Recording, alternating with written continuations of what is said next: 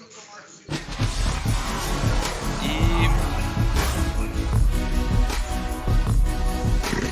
Só um segundo.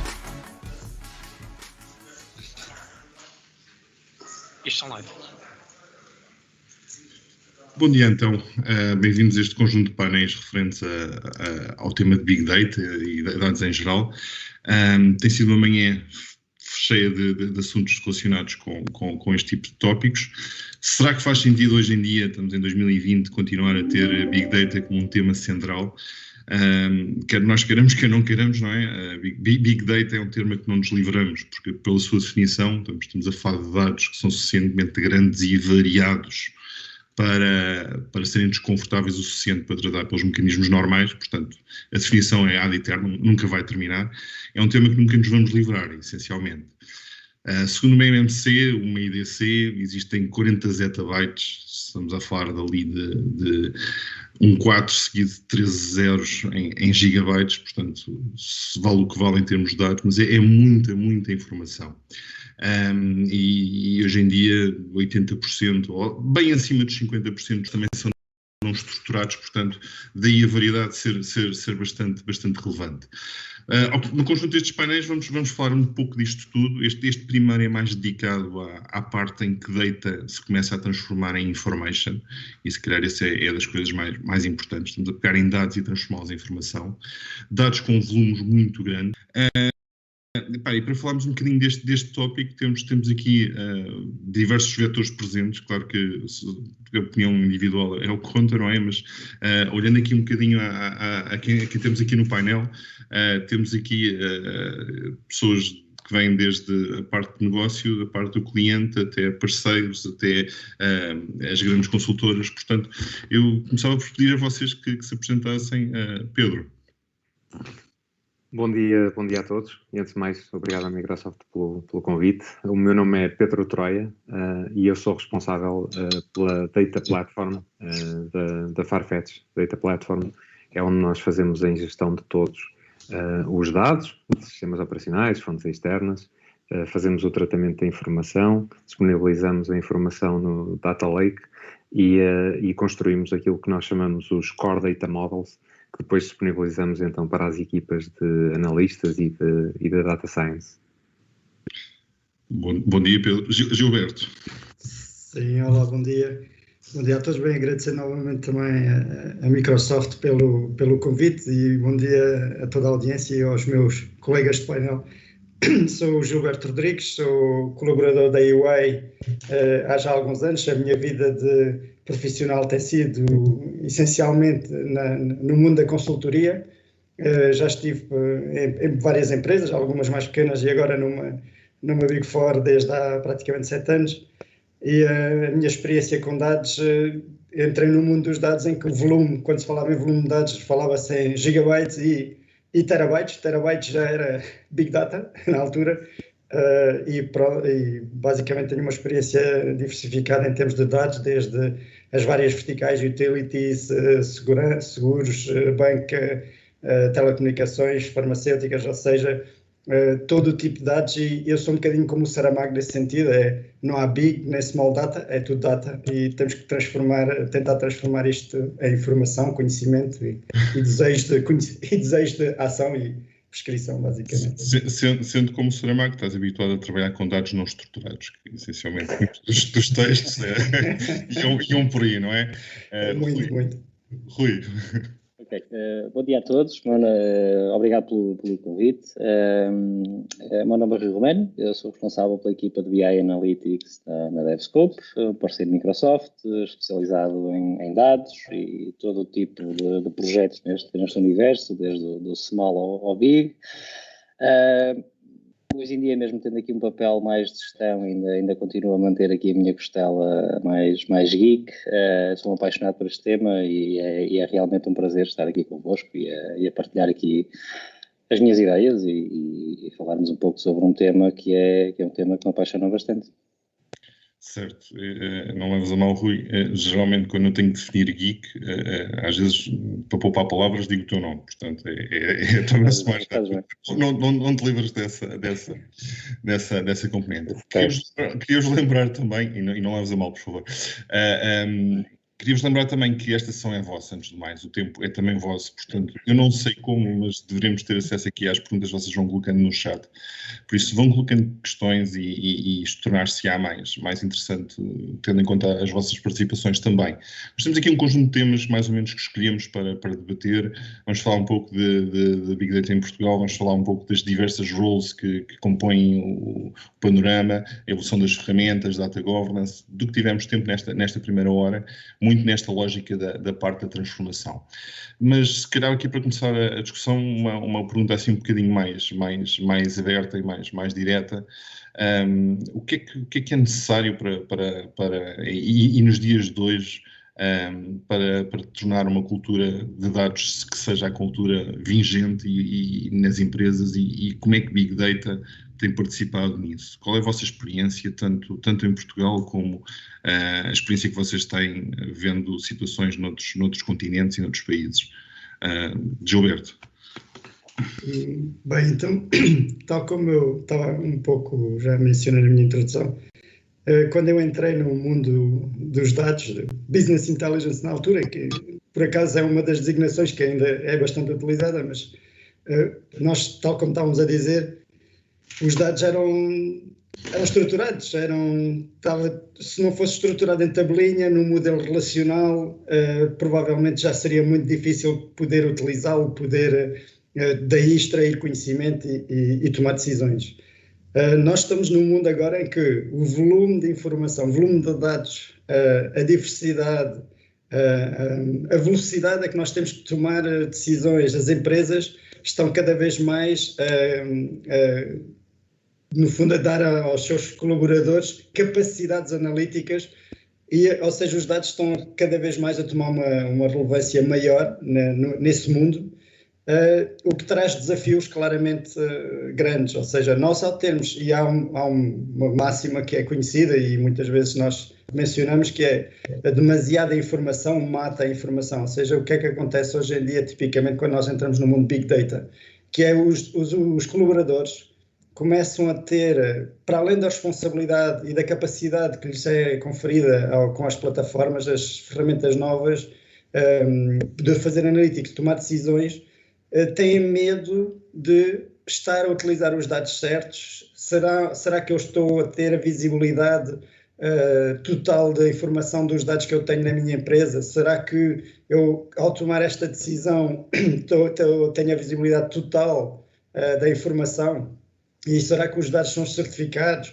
Há toda uma série de questões que surgem junto ao Big Data, ou com o Big Data, que leva a que, será que no final do dia o Big Data realmente traz valor, o valor todo, conseguimos maximizar o valor dos dados e de facto, o valor, o investimento que é feito é extraído, de alguma forma aproveitado pela empresa como um todo?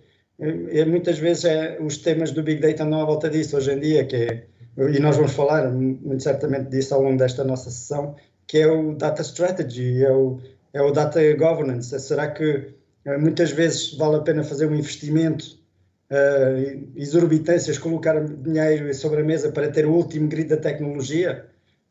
Provavelmente deve-se pensar um bocadinho antes na estratégia dos dados, aquilo que é pretendido para a empresa, alinhar com a estratégia do negócio e daí fazer os investimentos certos, guardar os dados certos e, sobretudo, fazer as questões certas para depois irmos à procura das respostas nos dados. É muito à volta disso.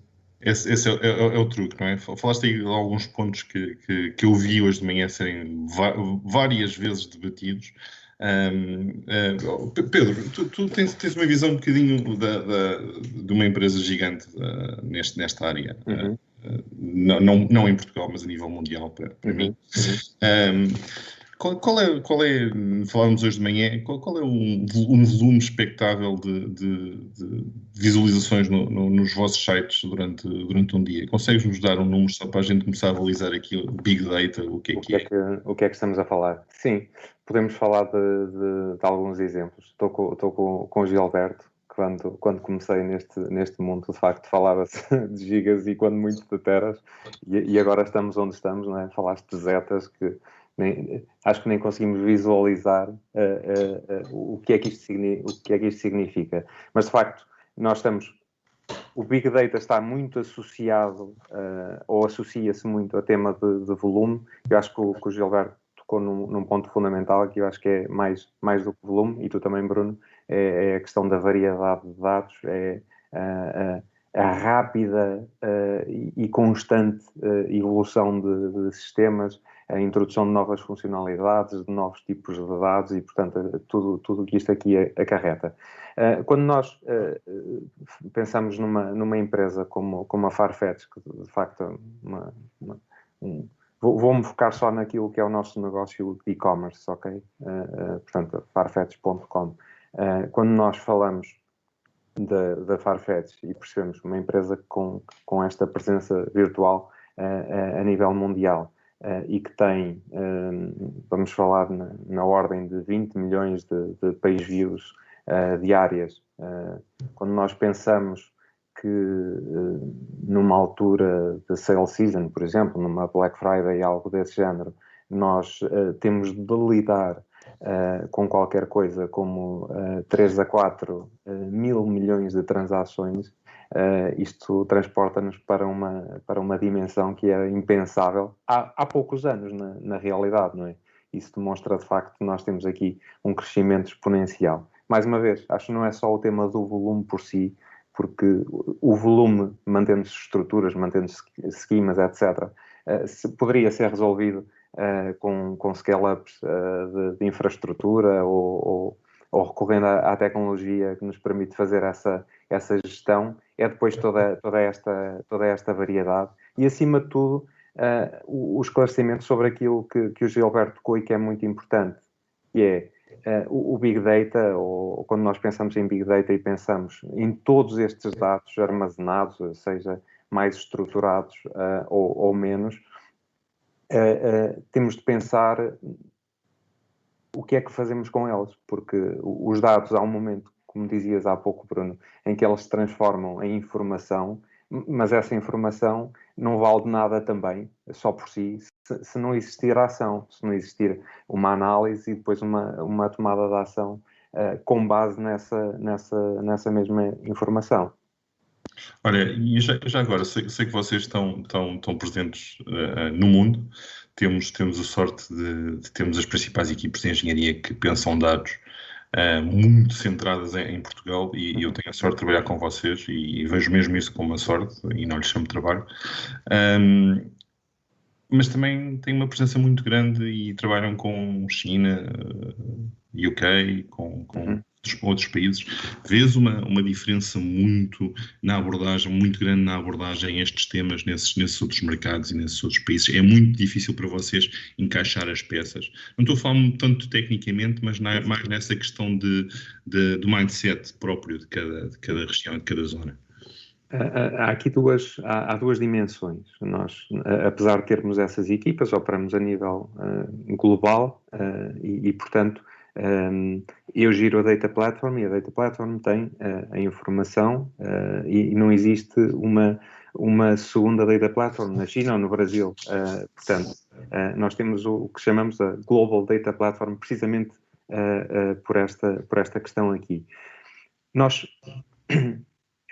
Existem diferenças porque nós temos áreas de negócio em diferentes localizações geográficas, mas é indiferente, ainda para mais nos tempos que vivemos, isso só provou que de facto é indiferente onde nós estamos.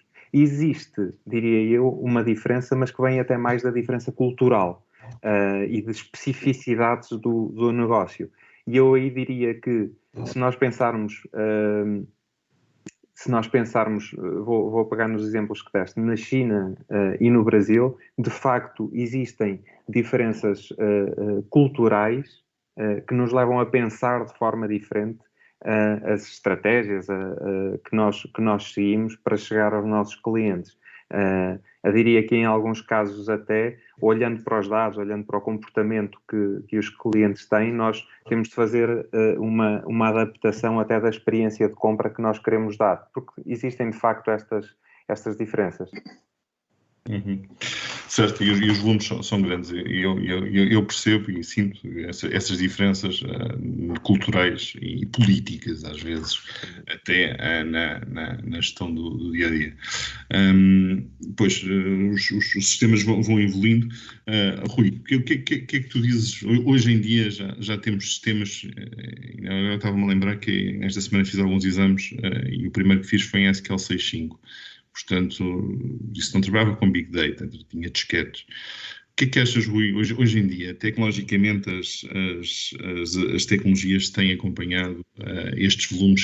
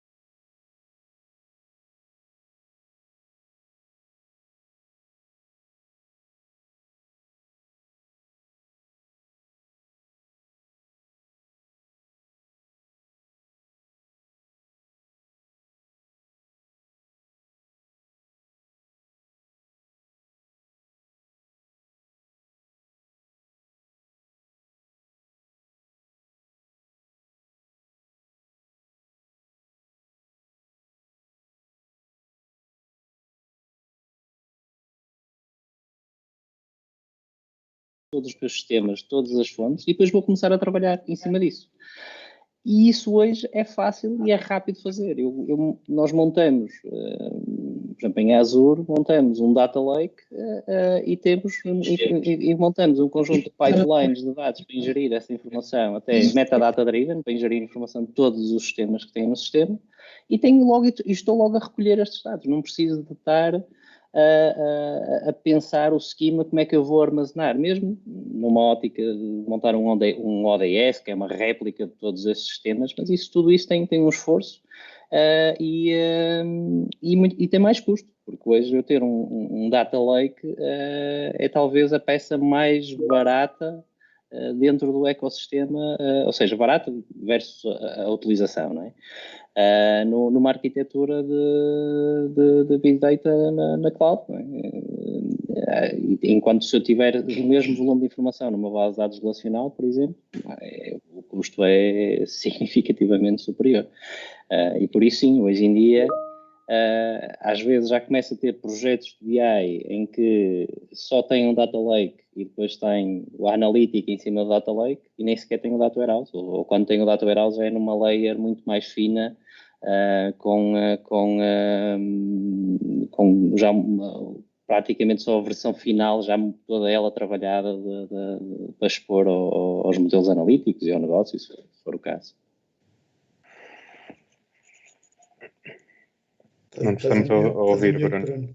A frase do século. Exato. Sim. Estava só a verificar se o live estava mesmo live, estavam a dizer há bocadinho que não estava, e entretanto já vi que no site principal as pessoas mexem, portanto, menos mal.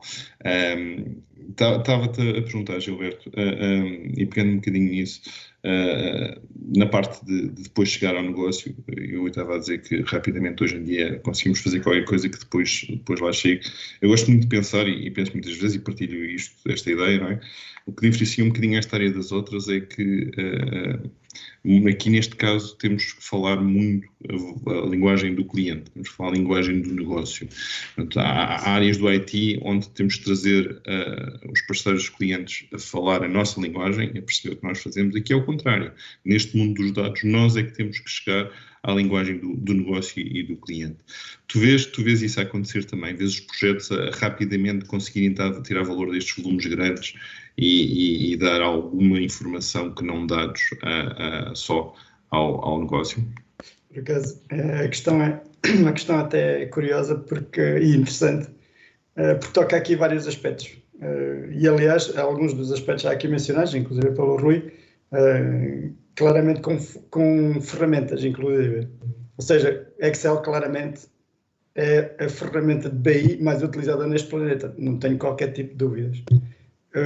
O que é que isto quer dizer? Que há, no meio deste processo de transformar os dados em conhecimento, há pessoas pelo meio, há uma cultura, há hábitos, e muitas vezes investir em Big Data, e novamente o Rui mencionou aqui um aspecto muito importante, que é a facilidade que hoje em dia existe em montar uma cloud, um data lake, um serviço de data factory, ou seja, nós com meia dúzia de cliques montamos um pipeline de data na cloud, e vemos isso, é claramente uma tendência que vemos hoje no mercado, que é imensos clientes nossos que estão a migrar para uma infraestrutura cloud. O que é que isto significa? Significa que os dados passam a estar em uma imensidão de dados, um volume enorme de dados, alguns deles ainda em formatos de silos, ou seja, com alguma que traz dificuldades em poder ligar, consolidar, integrar toda esta informação e poder criar esse tal contexto, esse tal insight,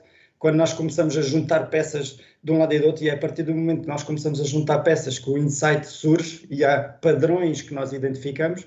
Mas aqui, voltando ao tema das pessoas, no meio disto tudo, nós temos o ser humano, a velocidade à qual nós evoluímos, não está a conseguir acompanhar a tecnologia. Ou seja, o conhecimento que é necessário hoje em dia as pessoas ganharem, a confiança que têm que ganhar nas ferramentas que utilizam para tomar decisões. O facto de nós termos a capacidade de poder ter visibilidade de todos os dados, de que tipo de dados é que existem no nosso data lake ou na nossa infraestrutura.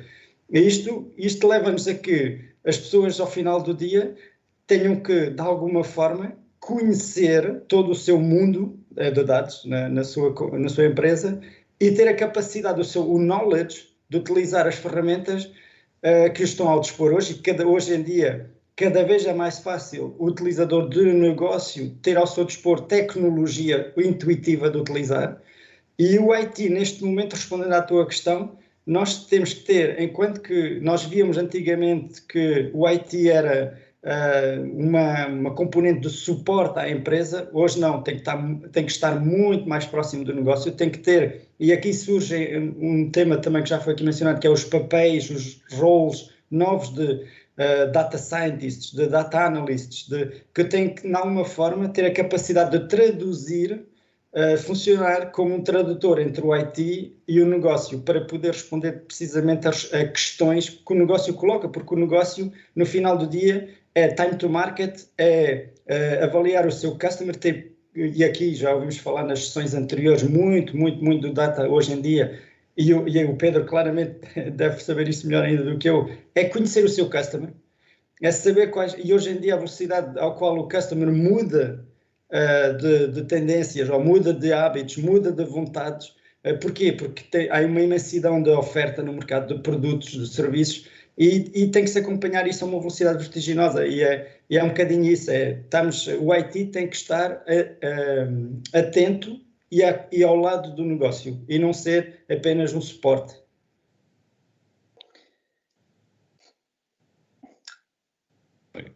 Eu sei que estou mute.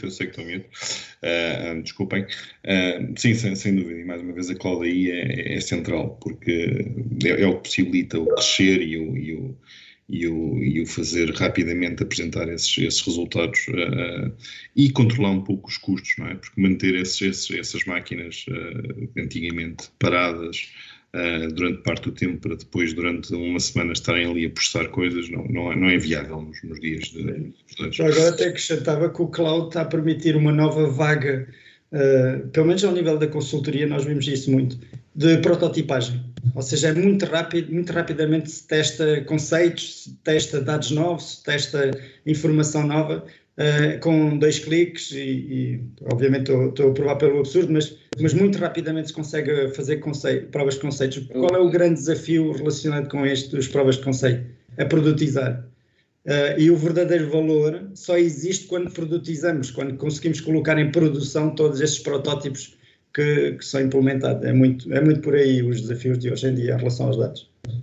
Eu, se me permite aqui só interromper, eu acho que isso é fulcral e acho que eu já trabalhando nesta área há 15 anos, essa foi uma grande diferença, que é há 10 anos, há 5 anos, há 6 anos era difícil fazer esta prototipagem, porque não havia tecnologia, eu não podia fazer um projeto sem começar com um grande licenciamento, uma grande infraestrutura, e hoje em dia, de facto é fácil o fazer, e aliás, eu defendo muito isto, e falo muito que é do Start Small, Grow Big. Acho que é literalmente a diferença de às vezes de um projeto ter um estrondoso sucesso ou ser um projeto para ficar na gaveta. O que acontece? No BI isto pode acontecer, porque estamos a falar de trabalhar negócio e negócio muda e muda muito rápido.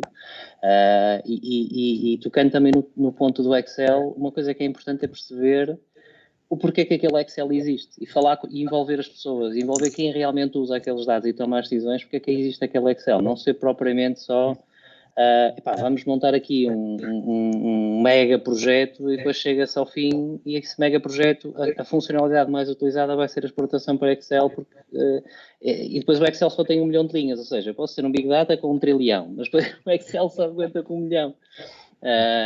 E acho que é importante envolver as pessoas, é importantíssimo perceber a análise e sim, começar pequeno e de forma inteligente, ou seja, start small, smart, grow big, até onde for preciso correr, e aí a cloud tem um papel fundamental de escala. Essa também é outra diferença. Eu não preciso, e vocês acredito que também já devem ter passado por isto, que é aquela decisão, que era uma decisão super complicada de, isto no mundo SQL Server, é Standard ou é Enterprise? Onde é que vamos começar? Se calhar vamos começar no Standard, mas isto depois pode escalar para uma coisa grande, então se calhar mais vale começar no Enterprise, então vamos pagar à cabeça para chegar à conclusão, mais à frente se calhar não era necessário, ou ao contrário, era muitas das vezes aquela negociação a medo. E isso para mim acho que foi uma grande mudança e graças a coisas como o Power BI, o ClickView, o Tableau, hoje em dia eu consigo ter num computador, brincar com 500 milhões de registros. Okay? Isso é uma diferença brutal. E eu não preciso ter uma mega infraestrutura para o fazer. E agora tens GPUs na net. E Scale Out e Excel na mesma frase não joga, não é? Tenho aqui uma pergunta aqui do chat que vem mesmo de encontro a isto, e ponho-te a ti, Pedro. Achas então que o Excel ainda é e os hábitos antigos ainda são os maiores blockers relativos à evolução de Big Data? E eu acrescentava aqui não só os hábitos antigos, mas se calhar algum legacy do primeiro Big Data que muitas empresas criaram, que era on-prem e era com... achas que isso ainda são os principais blockers ou a falta de tecnologia, e eu não acredito nisto, suficientemente ágil para criar esta informação a partir de Big Data? O que é o maior blocker? Estes hábitos antigos ou a falta de tecnologia atual? Falta de tecnologia, eu diria que não. Só fazer um parênteses muito rápido, que é, eu espero que os meus colegas de negócio da Farfetch não estejam a assistir, porque vão-me dizer, então, mas o Rui e o Gilberto disseram que com 2 cliques fazem isto e tu demoras-me semanas a fazer. Por isso, espero que não faça. Pronto, com 3 cliques. Exato. Não, mas é um excelente ponto e toca algumas componentes que já fomos falando aqui, porque eu acho que e o Rui acabou de abordar essa questão. O Gilberto dizia há pouco que "you're mute" é a frase do século, não é? Há uma frase que ainda tem aqui uma extensão mais temporal, que é dá para exportar para Excel. Eu lembro dos meus tempos de consultoria, não é? Apresentes a ferramenta que apresentares. A primeira pergunta é se dá para exportar para Excel.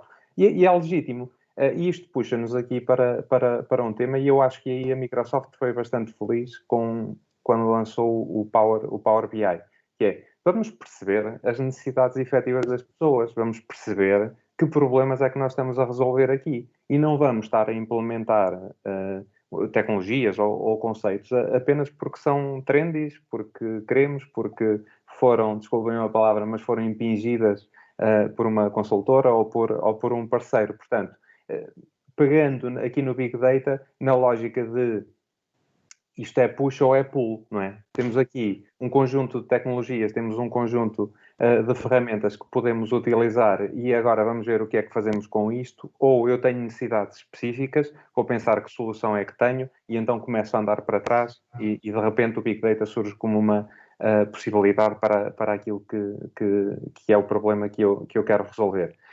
E eu acho que há uma... Voltando agora ao ponto que também foi abordado pelo Gilberto e pelo Rui. A tecnologia, neste momento, permite-nos fazer o que quisermos. É super intuitiva. Nós temos pessoas... os níveis de escolaridade estão acima daquilo que eram há algum tempo atrás. Temos pessoas desse ponto mais evoluídas, vou dizer assim, não me levem a mal, mas é verdade, somos expostos a muito mais experiências, somos muito mais trabalhados, estamos muito mais preparados para conseguir utilizar as ferramentas.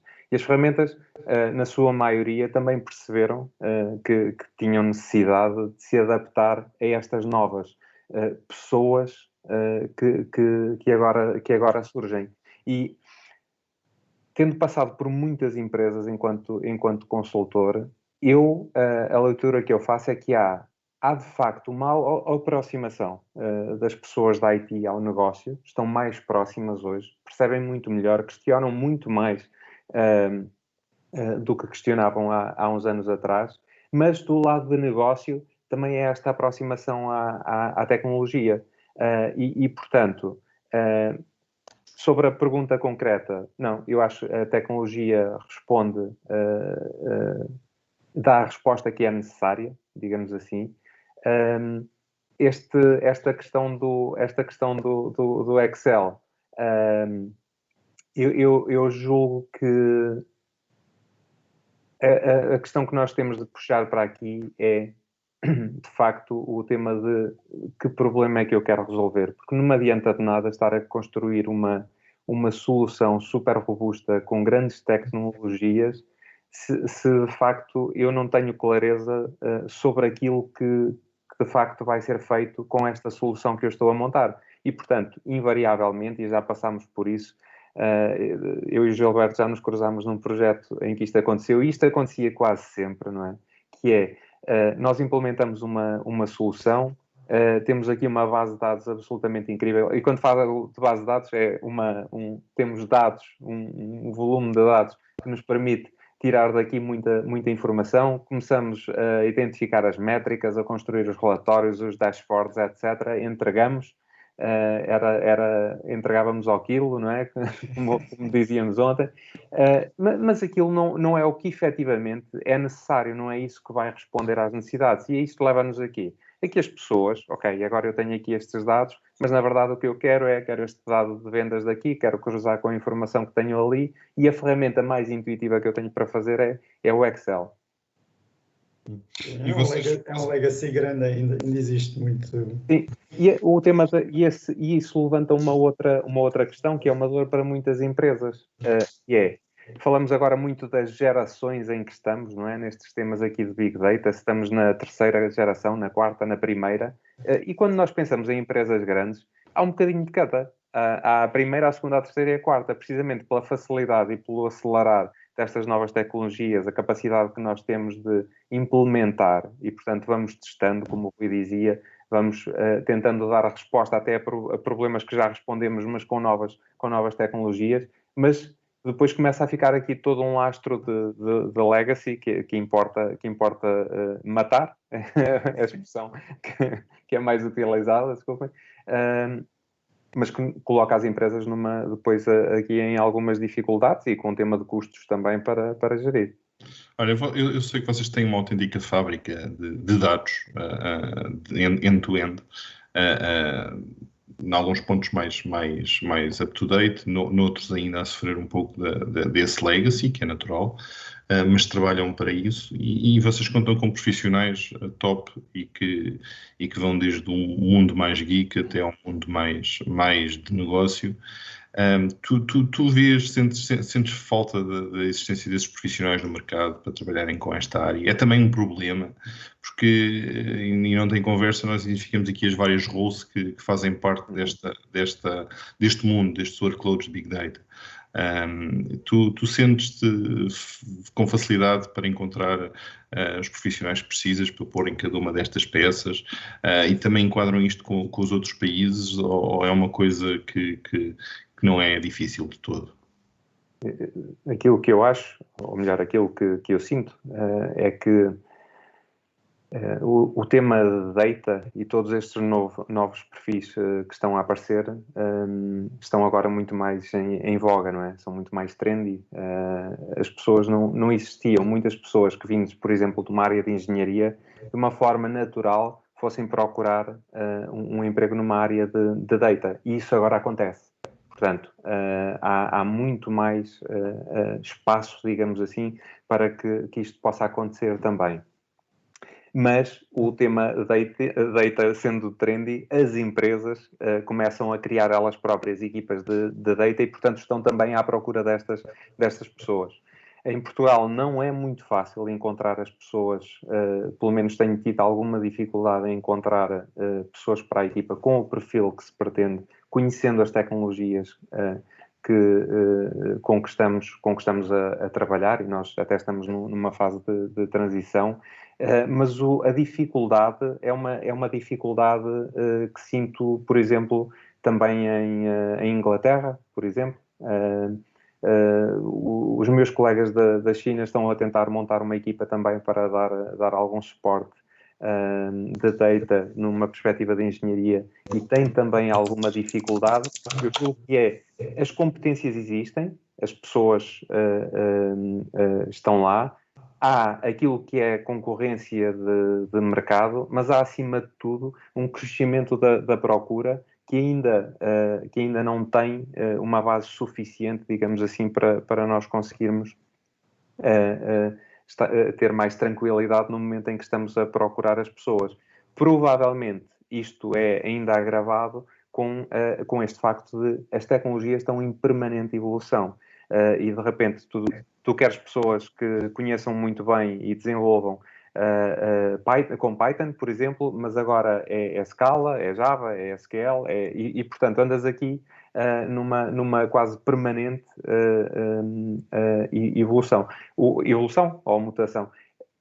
O que levanta aqui depois outros desafios também. Agora, isto aqui, o meu discurso foi mais centrado na componente de engenharia e, portanto, aqui incluo software engineers e data engineers, essencialmente, mas o Gilberto falou nisso há pouco. Agora surgem novas funções, ouvimos falar dos data stewards, temos os data analysts, temos os data scientists, naturalmente. Há uns que têm uma vertente de especialização mais técnica e mesmo para aí começam a ser transportadas pessoas com uma formação de base que não é necessariamente uma formação de engenharia, mas, por exemplo, o caso dos data analysts, até dos data stewards, por exemplo, pode ser respondida com perfis diferentes e muitas vezes é a nossa capacidade de apresentar o desafio e aquilo que se pretende daquela função que nos vai facilitar também a vida, digamos assim, em termos de encontrar estas pessoas. Porque a componente analítica está muito presente em informações também que não são exclusivamente de engenharia, não é? Sim, e pegando um bocadinho nisso, e também falava anteriormente ou falamos na preparação com o Rui, assim, e dada essa ligação das pessoas que têm de trabalhar estas áreas com o negócio, às vezes é fácil as pessoas no negócio também passar, e como já sabem Excel, é fácil passarem ou tentarem passar para este lado. Agora somos todos muito mais techies, não é? Todos nós conhecemos um médico e um neurocirurgião que gosta muito de dados e que agora quer vir trabalhar nesta área, e a mim não me passa pela cabeça ir praticar neurocirurgia, nem como hobby. Por isso, Rui, o que é que tu achas? Tens facilidade de encontrar pessoas para trabalhar nos teus projetos nesta área? A especialização é algo muito relevante do lado da engenharia, ou procuras mais pessoas de negócio? Sendo que hoje em dia eu penso que nessa área o mercado carece de profissionais, ou pelo menos a procura é grande. O que é que dizes, Rui? É difícil. É difícil, de facto, encontrar profissionais quase ready to play, não é? Ou seja, longe vai o tempo do BI developer, que fazia tudo. Era o pau para toda a obra, não é? Tanto fazia engenharia, como fazia dashboarding, como fazia modelação, como a seguir ainda tinha que fazer a documentação. Acho que já, praticamente até já nem se começa a usar muito este termo, BI developer. Digamos que este antigo BI developer, que vem de uma engenharia, converteu-se agora e começa-se a converter no data engineer, e de facto estes é mais difícil de encontrar. E há aqui uma especialização grande que estas pessoas têm que ter, e noções de modularização, building blocks, até mesmo de programação. Também é verdade que as plataformas hoje em dia também já começam a fazer muita coisa quase out of the box, né? Nós temos, enquanto há uns anos um data engineer podia se focar muito a montar toda uma infraestrutura de Big Data e Data Lake, hoje em dia praticamente todo aquele trabalho já não se faz, ele já se tem que se focar noutras coisas. Existe muito o data analyst, que é o que eu costumo chamar a pessoa que é mais um explorador, alguém que consegue andar rápido, consegue ser ágil, tem um foco muito no negócio, sabe falar negócio, e este data analyst aqui surgiu quase como uma oportunidade para uma série de novas pessoas e de novos profissionais, e eu na equipa eu acabo por ter, digamos, 3 fações ou áreas de especialização. Tem aqui estas pessoas muito focadas na engenharia. Tem outra área que é uma área muito mais focada no analyst, ou seja, no start small, ok? O engenharia é o grow big, e depois, obviamente, o AI e a área de machine learning e data science que já se foca muito mais em estatística, em modelos, mas também há aqui um outro perfil que também é interessante, que é o machine learning engineer, que é, se calhar não é a pessoa que tem o melhor skill de estatístico e matemático, mas é a pessoa que vai levar aquilo a produtizar e a colocar estes modelos escaláveis e levá-los até ao terreno. Amanhã há aqui um novo, que é o Citizen Developer, que é mais no lado do negócio, que começa a pegar nestas ferramentas todas, nos Power BIs, nos Power Apps, e quer é dados, e quer se calhar, esta nova geração de analistas do negócio, eu acho que cada vez mais é give me the data, not the report. Dá-me os dados que eu quero os dados. E quero os dados com confiança para eu poder trabalhar em cima deles. Mas sim, assim, é difícil encontrar pessoas nesta área. Acho que também é uma área, neste momento, de hype, ok? Data, por isso é que há também tantos roles, também já começa a ser difícil motivar as pessoas. Mas principalmente acho que nesta área de Data Analyst é bastante interessante, e eu na equipa surgiram pessoas de várias áreas. Eu até vou dizer, tenho uma pessoa que é um médico dentista, era um médico dentista e decidiu entrar aqui por esta área e está a correr bem. Obviamente que não tem um background de engenheiro, mas tem um background de trabalhar dados de saúde, por exemplo, também é interessante. Sim, olha, tenho aqui uma pergunta que vai muito em contra isso. Tenho só a perguntar, eu vou tentar resumir, estão aqui perguntas relativamente grandes, mas nós depois podemos responder offline a cada uma delas, sem problema. Mas pegando nesta que vai de encontro ao que estás a dizer, apesar de ser já bastante deep na tecnologia, que é um caso em que se tivermos aqui uma necessidade premente da mudança das análises que são feitas com grupos diferentes que rapidamente necessitam de mudar mudar as queries e encontrar novas respostas com novas métricas. Se os modelos de import vingam versus os modelos de direct query, ou se a tecnologia ainda não é capaz de suportar tudo em direct query. Qual é o teu, e sei que pensas bastante nesse patamar, Rui, qual é o teu feeling acerca disto? Tentar trabalhar os dados mais possível em real, criar silos mais à frente, silos no bom sentido, de dados já preparados e modelos já preparados. Qual é o teu mindset típico? E eu sei que a resposta que queres dar é depende, não é? Mas faço-te um rock para não o fazeres. Sim, porque de facto depende, não é? Mas assim, quem me conhece sabe que há coisa que eu não gosto e fui aprendendo ao longo da carreira, é não haver propriamente aqui regras, golden rules, que nós podemos aplicar a todo e qualquer cenário. Mas pegando um bocadinho nesse exemplo concreto, do Direct Query Import, eu diria que se couber no import é no-brainer e devemos ir para o import. Vamos só ter vantagens. Vai ser, e podemos pensar o import num silo, como também podemos pensar no import num modelo analítico corporativo que tenha todas as métricas que eu quero relacionar entre elas e dimensões e poder trabalhar em cima disso. Continua a fazer sentido. A vantagem do import é que é sempre estratosfericamente mais rápido do que um direct query. Vai ser sempre. É em memória versus ter que ir mesmo que sejam bases de dados em memória, do que ter que estar a fazer um push down de um query.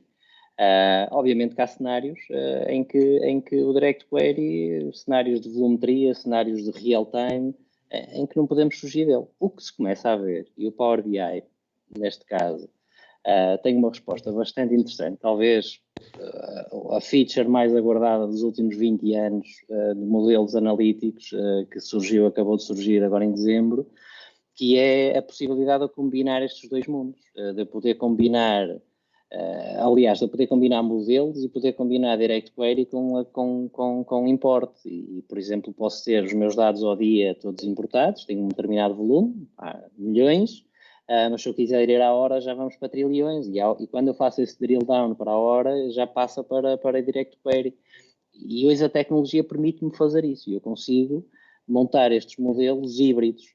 Agora, uma questão que de facto surge muitas vezes no início do projeto vamos fazer em direct query, que é o que faz mais sentido.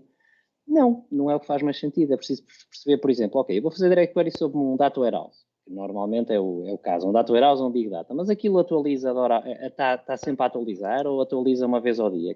Se couber em memória, vamos para import, ponto. Nem vale a pena estar a complicar, porque também o direct query vai levantar um conjunto de problemas, ou pode levantar um conjunto de problemas e até limitar bastante este modelo analítico.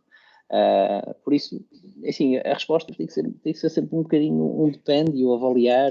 Acho que é difícil dizer, com base aqui nestas checklists vamos para direct query. Tem que ser uma coisa pensada, planeada. Agora, o que facto é que temos aqui estas várias armas que podemos usar consoante o desafio que tivemos em frente. Mas sim, é um tema que vai surgindo recorrentemente. Mas, sinceramente, por exemplo, 90% dos nossos projetos e implementações claramente importam. Hoje em dia. Olha, temos um pouco mais de 5 minutos. A verdade é um pouco menos, mas pronto.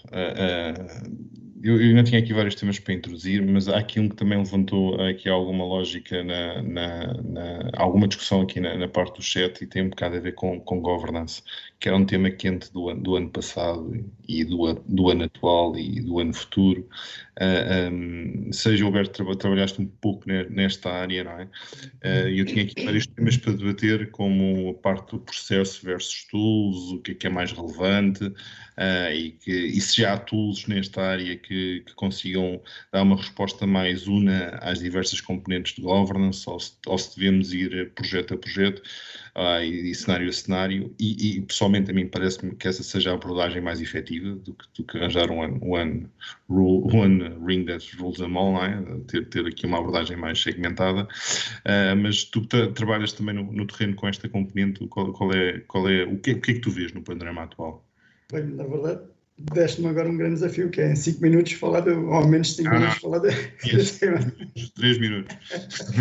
De facto, o Data Governance é claramente, neste momento, e aqui para a área da consultoria, é um dos tópicos mais quentes, eu diria, neste momento. Nós sentimos claramente que os nossos clientes sentem uma necessidade de conhecer os seus dados. E quando eu digo conhecer os seus dados, é saber onde é que eles estão, qual é o processo de transformação desde a fonte, desde o sistema operacional até o momento em que ele aparece num KPI ou numa dimensão num dashboard em Power BI, e todo esse pipeline, digamos assim, toda essa cadeia de valor que o dado vai ganhar, ou seja, o valor que o dado vai ganhando à medida que ele vai andando neste processo, as pessoas têm que ter cada vez mais conhecimento sobre ele, até porque as decisões que hoje em dia nós tomamos, e já foi mencionado aqui N vezes, que é a velocidade, time to market.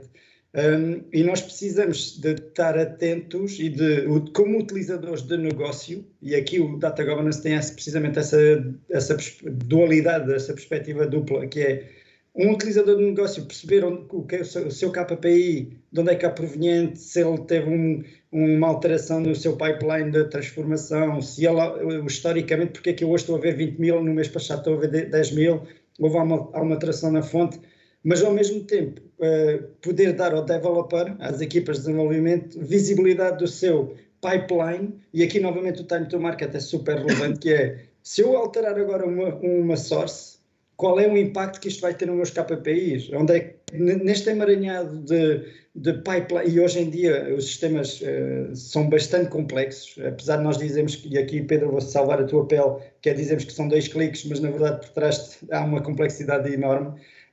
Ou seja, esta implementação e esse conhecimento que nós temos que dar aos utilizadores para eles terem a certeza e poderem utilizar os dados com confiança através destas ferramentas todas disponíveis, nós claramente um programa de Data Governance é super importante.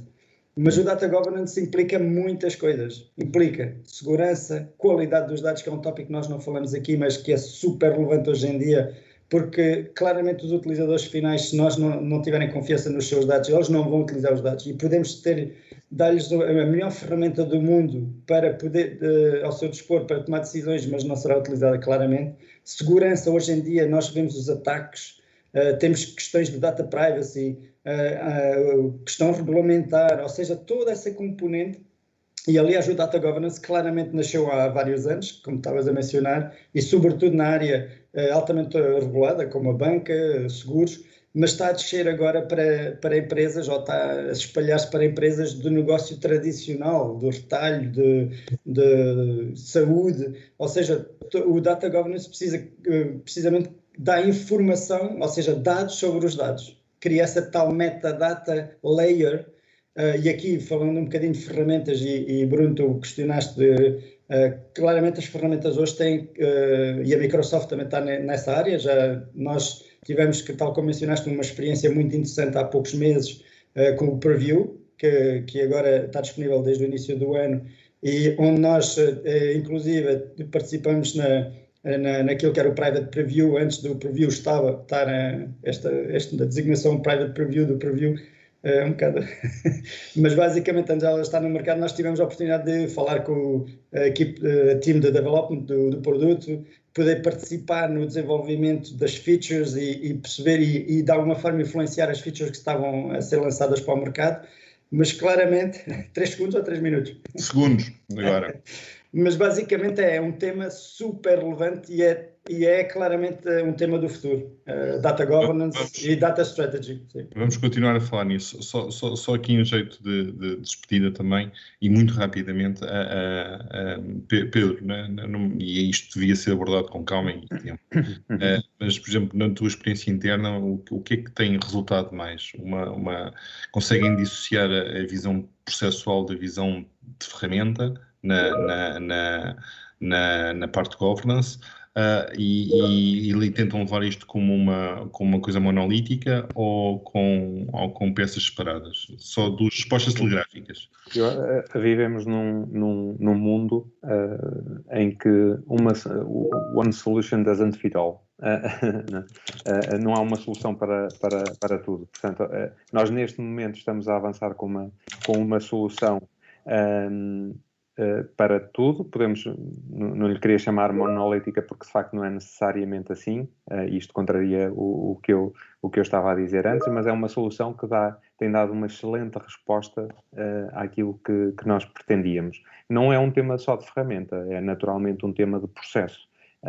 Portanto, o processo até diria que é muito mais importante do que depois a ferramenta em si, porque levanta aqui todo um conjunto de outros temas que já falámos. Agora, o processo só por si, até de implementação, é fantástico, porque discutes o catálogo de produtos, discutes dicionário, discutes ownership, quem é que faz o quê, consegues lineage, ou seja, há aqui uma panóplia de temas que se ligam todos aqui. O processo é muito importante. Olha, eu adorava continuar a falar com vocês e tínhamos aqui e o interessante é que isto surgiu organicamente, não temos tempo. Rui, Gilberto, Pedro, muito obrigado por este bocadinho. Espero que tenha entretenimento também para vocês que estão do outro lado e conhecimento algum. Há aqui perguntas que vamos tentar responder depois e vamos fazer um curtíssimo intervalo e o painel sobre Big Data continua aqui com em menos de 5 minutos, penso eu. Ok? Obrigado. Saímos deste agora, não é? Sim. Obrigado. Obrigado. Bom dia.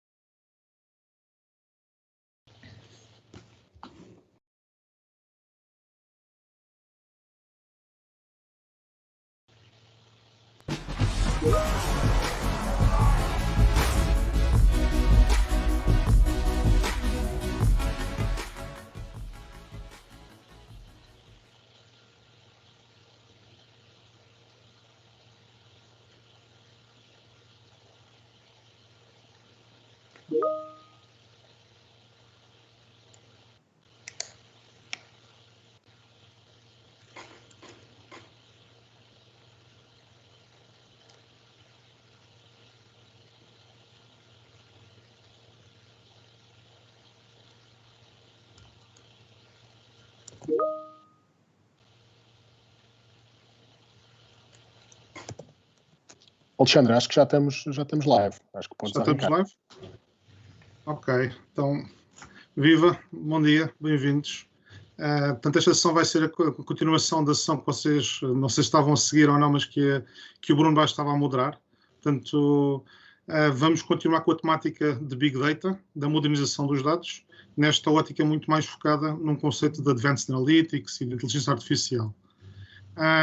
Durante a tarde, às 2, vão ter também uma sessão específica sobre a temática de AI, mas não tão focada naquilo que as organizações estão a forma a adotar ou da forma como eles estão hoje em dia a ter estes processos e como é que as vantagens que eles estão realmente as vantagens que estão a trazer para o terreno na implementação deste tipo de soluções.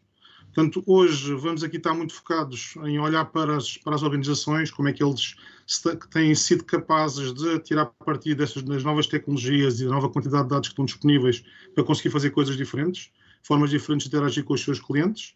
E vamos aqui olhar para coisas como a adoção de soluções de analítica avançada, chave na mão, coisas que são feitas de raiz para a organização, olhar para o nível de maturidade que as organizações também já têm nesta área, o que é que está a ser feito, e no fim olhar aqui também para o perfil, para os diferentes perfis que, de alguma forma, estão envolvidos nestas novas realidades de tratamento de dados e a forma como as organizações conseguem usá-los ou criar equipas para conseguir desenvolver esta sua realidade. Portanto, hoje comigo tenho aqui a Catarina Pereira, tenho aqui o André Marques e o Nuno Barreto, e se calhar peço-vos para se apresentarem e dizerem olá também aqui à nossa plateia. Olá, bom dia. Olá, Alexandre, André, Nuno. Eu faço parte da equipa Data Scientist já há 5 anos, na Microsoft, numa componente mais de consultoria, nós chamamos de Delivery Data Scientists. Estou focada em projetos para clientes europeus, principalmente dentro de manufacturing, telco e banking. Este último ano tenho trabalhado bastante com computer vision e com predictive maintenance. Para além disso... Catarina? Sim. Sim. Cortou? Não? Segue. Eu estou a ouvir bem, Catarina, siga. Acho que o Alexandre teve aí um freeze. Ok. Ia só acrescentar que dou aulas também numa pós-graduação no ISEC, com uma parceria com a Microsoft, de 2 cadeiras, uma mais relacionada com Machine Learning e outra mais com AI e com Deep Learning. E that's for me. Yeah. Se calhar posso ser eu. André? O meu nome é André Marques, eu sou o AI e Data Science Lead da BI for All. Já tenho alguma experiênciazinha nesta componente de dados. Nos últimos 11 anos tenho trabalhado um bocadinho na parte de Analytics e Advanced Analytics. O meu foco é essencialmente levar este tipo de soluções atualmente mais de Advanced Analytics, de AI, de Machine Learning, as buzzwords que vocês quiserem colocar aí, tentar levar isto aos clientes e tentar potenciar este tipo de projetos nos clientes. Pronto, e agora sou eu, obrigado. Nuno Barreto, sou partner na Expand. Na verdade, eu tenho a responsabilidade da unidade de Big Data e também uma corresponsabilidade na unidade de Data Science, que no fundo nós criámos há relativamente menos tempo, há 3 anos e qualquer coisa, mas que é uma unidade também focada em temáticas que têm a ver exatamente com o que vamos discutir, mas que são coisas diferentes. Hoje em dia, uma grande mistura entre o que é Big Data é Data Science, são coisas algo diferentes. Mas pronto. Já entramos na conversa e já tentamos, espero eu, esclarecer melhor estes aspectos. Pronto, do meu lado, sou Alexandre Batista, também estou na Microsoft já há bastante tempo, 14 anos. portanto, sempre nesta área de Data and AI. Eu atualmente sou um Cloud Solution Architect e de alguma forma passei por todas estas levas em que as soluções de BI também acabaram por passar a evoluir e, portanto, vou ser aqui o vosso moderador para esta sessão. Portanto, esta sessão vocês têm à vossa disponibilidade, capacidade de fazerem perguntas, coloquem-nos perguntas, nós tentaremos responder todas aquelas que conseguirmos em modo online. As que não conseguirmos, vamos também garantir que conseguimos dar-vos resposta por outros canais em forma de offline. Muito bem, se calhar lançava aqui então a primeira pergunta para reflexão e para o fórum. Portanto, nós estamos aqui, um dos focos é olhar para a parte de Big Data, para a parte de novas capacidades que nós hoje em dia temos e que não tínhamos, se calhar, há 20 anos atrás, quando se falava já em data mining, em algum tipo de soluções que nós, se calhar, já colocaríamos aqui como Advanced Analytics, mas a verdade é que vocês veem nos vossos clientes e ao nível da indústria que realmente as organizações estão a tirar partido destas novas tecnologias e estão a conseguir reinventar e a criar aqui um produto diferenciado específico para os seus clientes. Não sei, se calhar começava a Catarina, estava aqui por... Sim, ou seja, se há no fundo um uso por parte dos nossos clientes destas novas capacidades de AI e de Machine Learning, eu acho que sim. A minha visão se calhar é uma visão um bocadinho mais europeia e de clientes com um alto nível de maturidade. E nesse sentido eu noto grandes diferenças nestes últimos anos, principalmente em termos do tipo de coisas que se fazem, do tipo de projetos, do tipo de maturidade dos próprios projetos e também depois do tipo de equipas com que nós nos separamos quando chegamos ao cliente. Por um lado, se antes éramos os data scientists que vinhamos e que implementávamos coisas que não havia muitos roles a parte do cliente que não havia muito fazer. Neste momento já somos quase mais partners naquela ideia que foi o cliente que desenvolveu. E aí já mudou o game, no sentido de antes podíamos implementar algoritmos, aí já mudou algoritmos, ou seja, coisas que eram quase, não era bem magia, mas era algo que não era completamente compreendido, e agora já estamos mais numa fase de vamos pôr em produção um algoritmo que nós fizemos in-house, nós o cliente. Isto na parte de maturidade e de como nós chegamos aos vários customers a nível europeu. A nível se calhar, de tipo de soluções, se há 5 anos era mais da parte de analíticos e da parte, se calhar, só quase o Machine Learning já também compreendia muita parte de gráficos e de análise, e tínhamos alguns problemas simples de predição e classificação. Agora já temos problemas mais complexos de coisas como datasets que não são balanceados, ou seja, coisas de fraud detection, problemas que envolvem uma performance muito mais exigente, ou problemas que envolvem datasets muito mais complexos também em termos de imagens, por exemplo. Portanto, acho que há uma complexidade de problemas que são resolvidos agora, e também há um aumento de complexidade por parte do cliente, e nesse sentido nós entramos mais na parte da produção, de ajudar com as nossas ferramentas em pôr esses algoritmos em produção. Acho que são as duas principais diferenças que vejo. Sim, se quiserem, dava aqui um toquezinho também sobre isso. Relativamente à maturidade, para dizer que acho que a Catarina tem uma visão super interessante, também tem uma exposição diferente também na Europa e através da Microsoft. Tem outro tipo, acho que tanto eu como o André depois dirá, nós estamos um bocadinho também cá no mercado português e vemos níveis muito distintos de maturidade. Eu não tenho a ideia de que exista muita maturidade, por exemplo, em Portugal. Existem sim algumas indústrias em particular e alguns clientes em particular também que estão mais avançados nisto. Mas existe globalmente ainda um desconhecimento grande do que é que isto é, o que é diferente, o que é que isto exige, o que é que não exige. Acho que de facto é um bocadinho o caldeirão mágico, ainda ninguém sabe muito bem. Agora, por acaso, não tem acontecido tanto, mas não era incomum clientes, eu quero fazer uma coisa de data science. Sim, mas isso não é assim um fim em si mesmo, é um meio para atingir um fim. E, portanto, na maturidade acho que ainda há muito, acho que é bom sinal, por um lado, acho que há muita coisa ainda a fazer, mas ainda temos que dar alguns passos. Depois, outro ponto que eu acho que era interessante comentar em termos da adoção e o que é que mudou hoje, porque se por um lado isto é uma coisa nova, não é? Relativamente nova, por outro, nada disto é absolutamente novo. Já existe, os nomes mudaram. Mas a malta antes fazia data mining, agora faz data science. As técnicas de base não mudaram. O que verdadeiramente torna isto game changing é o facto de hoje existir capacidade computacional diferente do que existia antes, e a cloud tem aqui um papel interessante, vamos falar isso, espero eu, depois sobre, quando eventualmente tocarmos aspectos de arquitetura, etc., como também a democratização. E isso mudou. Isto antes estava só ao acesso de alguns, com alguns packages comerciais, e pouco mais. As pessoas não tinham em geral, ou era o mundo académico, ou era em algumas áreas enterprise, mas que com packages muito específicos. E, aliás, essas pessoas continuam a fazer isso e bem, mas são skills completamente diferentes. O data scientist hoje é outro tipo, há outro tipo de formas de fazer, sendo que não são radicalmente diferentes. É outra democratização disto. André, não sei, diz lá. Sim, eu partilho um bocadinho da tua opinião.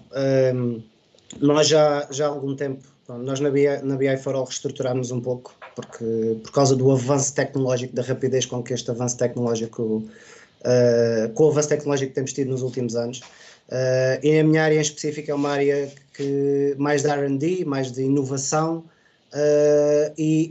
mas por um lado temos muitos clientes que nos pedem acerca de soluções de AI, que querem soluções de AI. A verdade é que, na sua grande maioria, normalmente não passa disso. Eles querem saber mais o que é que podem fazer, porque eles próprios ouvem as buzzwords, ouvem inteligência artificial, ouvem machine learning, ouvem a parte de data science, mas eles próprios muitas vezes também confundem um bocadinho estes termos e muitas vezes é difícil concretizar isso em alguns projetos. O que eu acho é que nos últimos tempos, principalmente até no ano passado, apesar de ter sido um ano de pandemia, pelo menos o que eu notei em termos de BI for All é que, principalmente no último semestre, clientes que vinham falar connosco muitas vezes para perceber o que é isto do AI, já começam a vir ter connosco com problemas específicos e a perceber se o AI os pode ajudar. Ou seja, o que antigamente acontecia, que eles diziam, olha, quero AI, mas não sabiam o que é que era, hoje em dia já começam a ter uma abordagem um bocadinho diferente, que é, eu tenho estes problemas, acham que conseguiam ajudar. Pronto, e eu acho que é um bocadinho a chave que está aqui, acho que está um bocadinho por aqui para a adesão do AI de modo geral, que é, vamos lá olhar para os problemas e não porque queremos ter coisas fancies, queremos ter coisas com buzzwords. Okay?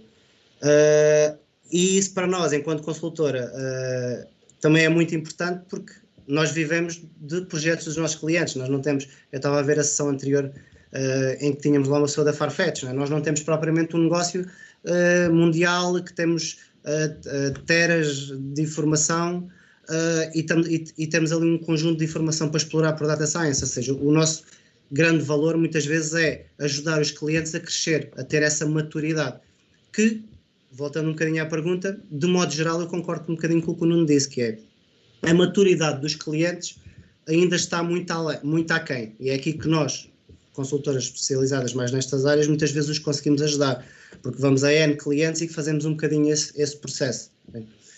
O que nós também temos feito, eu não sei se me estou a alongar, mas o que nós temos feito normalmente também para combater esta falta de maturidade e falta de iniciativas da AI, e porque não queremos que normalmente este tipo de iniciativas comecem com um piloto que depois vai acabar na gaveta, o que nós temos feito em termos de BI for All é, temos trabalhado, desenvolvemos mesmo um modelo que normalmente fazemos com os nossos clientes de assessment, em que falamos diretamente com o negócio, percebemos os problemas que esses clientes têm em específico e depois de fazermos brainstorming com esses próprios negócios, arranjamos soluções por intermédio destas componentes, seja por machine learning ou seja por inteligência artificial, que não tem que ser obrigatoriamente machine learning.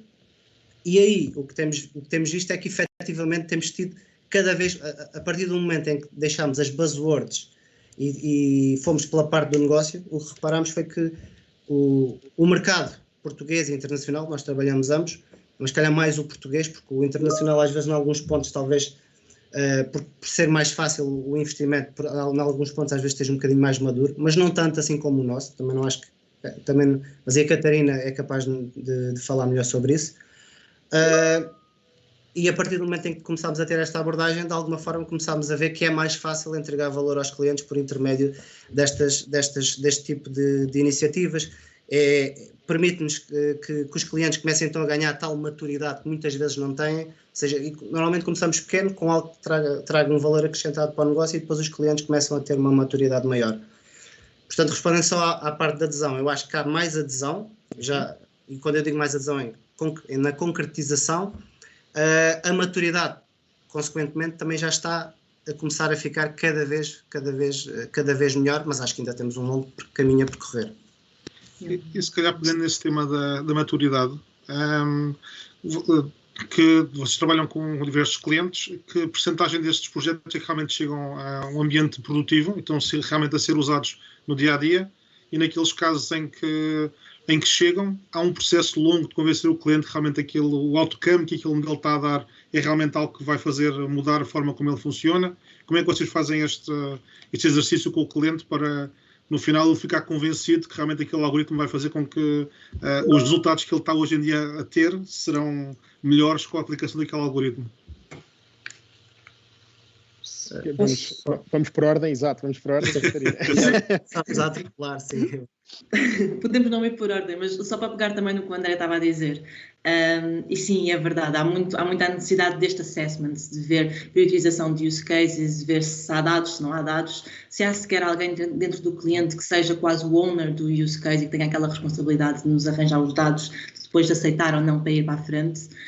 E só o facto de nós sentimos todos isto e disto existir, acho que já mostra também que esta maturidade a nível geral não estamos um bocadinho longe, não é? Porque senão já vinham ter connosco com os problemas e queremos isto e passam isto. Ainda nós temos uma parte muito grande de discovery no início, de envision e de estarmos com o cliente a perceber o que é que vai para a frente e o que é que faz sentido ir para a frente agora, para depois então fazermos um roadmap que faça sentido e que chegue até do nível operacional ou estratégico.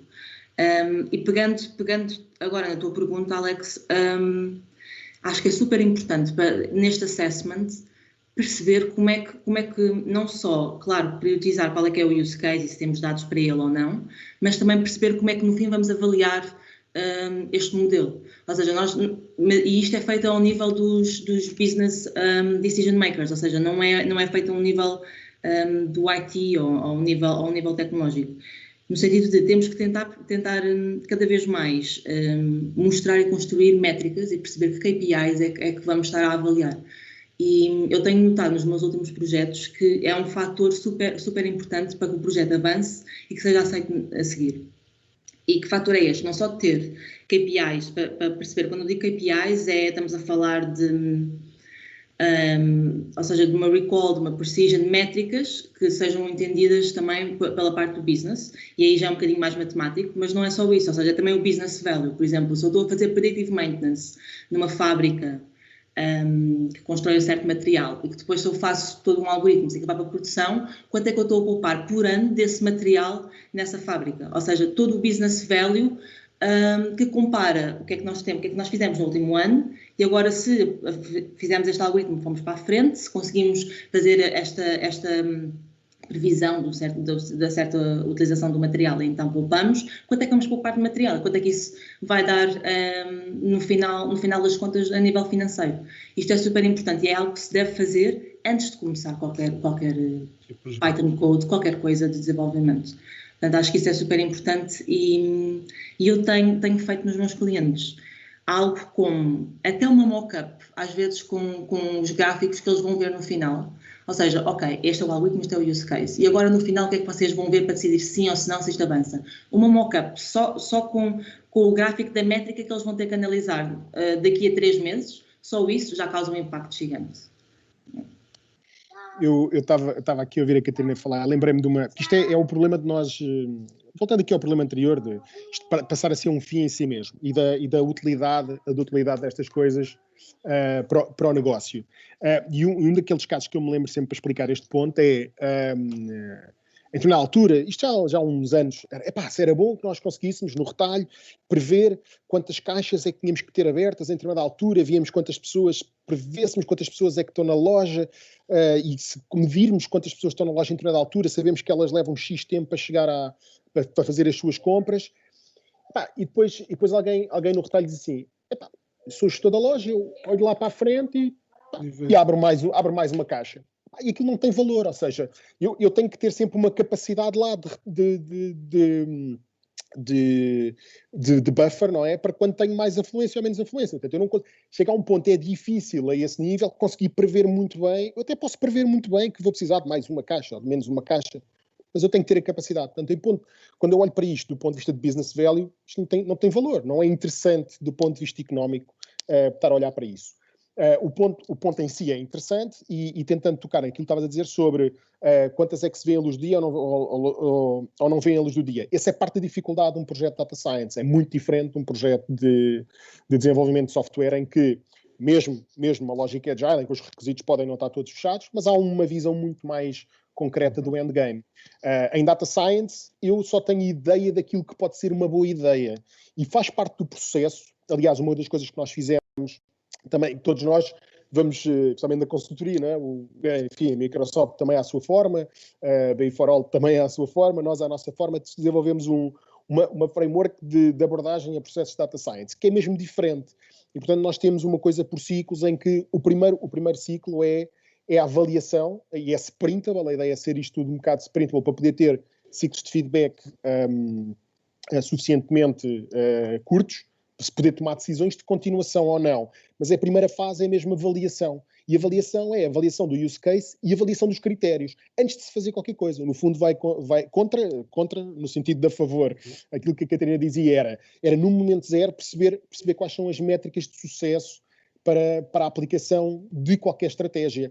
Às vezes nem há estratégia a aplicar, não há dados sequer. O problema até é interessante, mas não há dados suficientes. É um problema que se resolve com a estatística, good old statistics, não é? Que não é preciso nada de especial. E é importante olhar para isso e estabelecer esses critérios.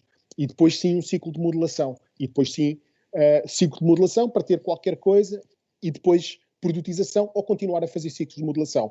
Estes projetos não devem terminar. Isto devem ser vistos como produtos na maioria dos casos. Portanto, não devem ser coisas que eu fiz, entreguei, está feito, nunca mais ninguém se preocupa. Portanto, isto depois também liga com a maturidade que é preciso ter nas organizações para ver que isto são produtos e que têm... Aliás, se calhar também não sei se vamos ter tempo para tocar nessas coisas, mas depois os modelos de Data Science têm depois algumas questões de longevidade, não é? Eles não vivem para sempre. Eternamente iguais, não é? Exatamente. Portanto, o que ainda reforça mais esta ideia de ter que haver uma continuidade sobre esses processos. Bem, vocês já disseram quase tudo, não é? A seguir mudamos. Vai a Catarina primeiro, depois falas tu. Não, eu concordo muito com o que estavam a dizer. A Catarina estava aqui a tocar num ponto que eu estava aqui a tirar umas notas para não me esquecer de falar, que é a avaliação. Se formos para o use case, que é como é que avaliamos o modelo, não é? Porque se formos para um projeto típico de machine learning, se eu for um data scientist, e eu vi isto muitas vezes acontecer, eu estou preocupado se a minha recall, a minha precision vai estar boa, ou se a minha accuracy, ou se estivermos a falar de regressões, se o meu mean absolute error estiver bom. Se eu olhar para o ponto de vista de negócio, a visão pode ser completamente diferente, que é, tenho aqui um grande modelo, mas pouco me acrescenta ao negócio. Portanto, o trade-off aqui é muito, muito importante.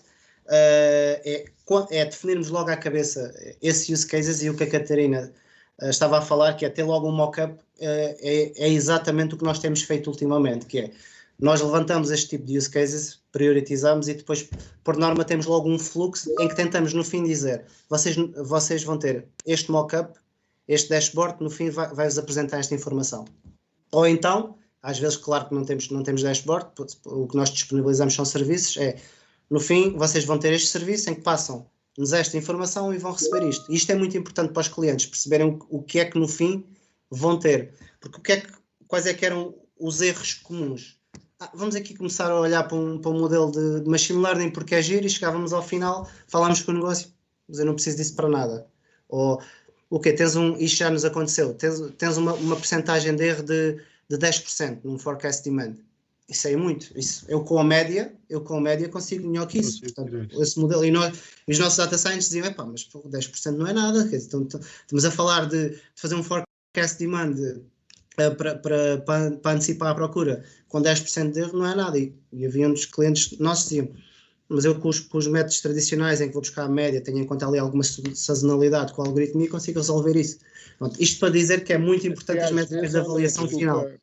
Até às vezes, André, desculpa, com algum conhecimento intuitivo que às vezes é difícil de incorporar num modelo, não é? Porque às vezes há algum conhecimento intuitivo do negócio que consegue antecipar essas variações, não de uma forma super sistematizada, mas que às vezes tem isso. Sim.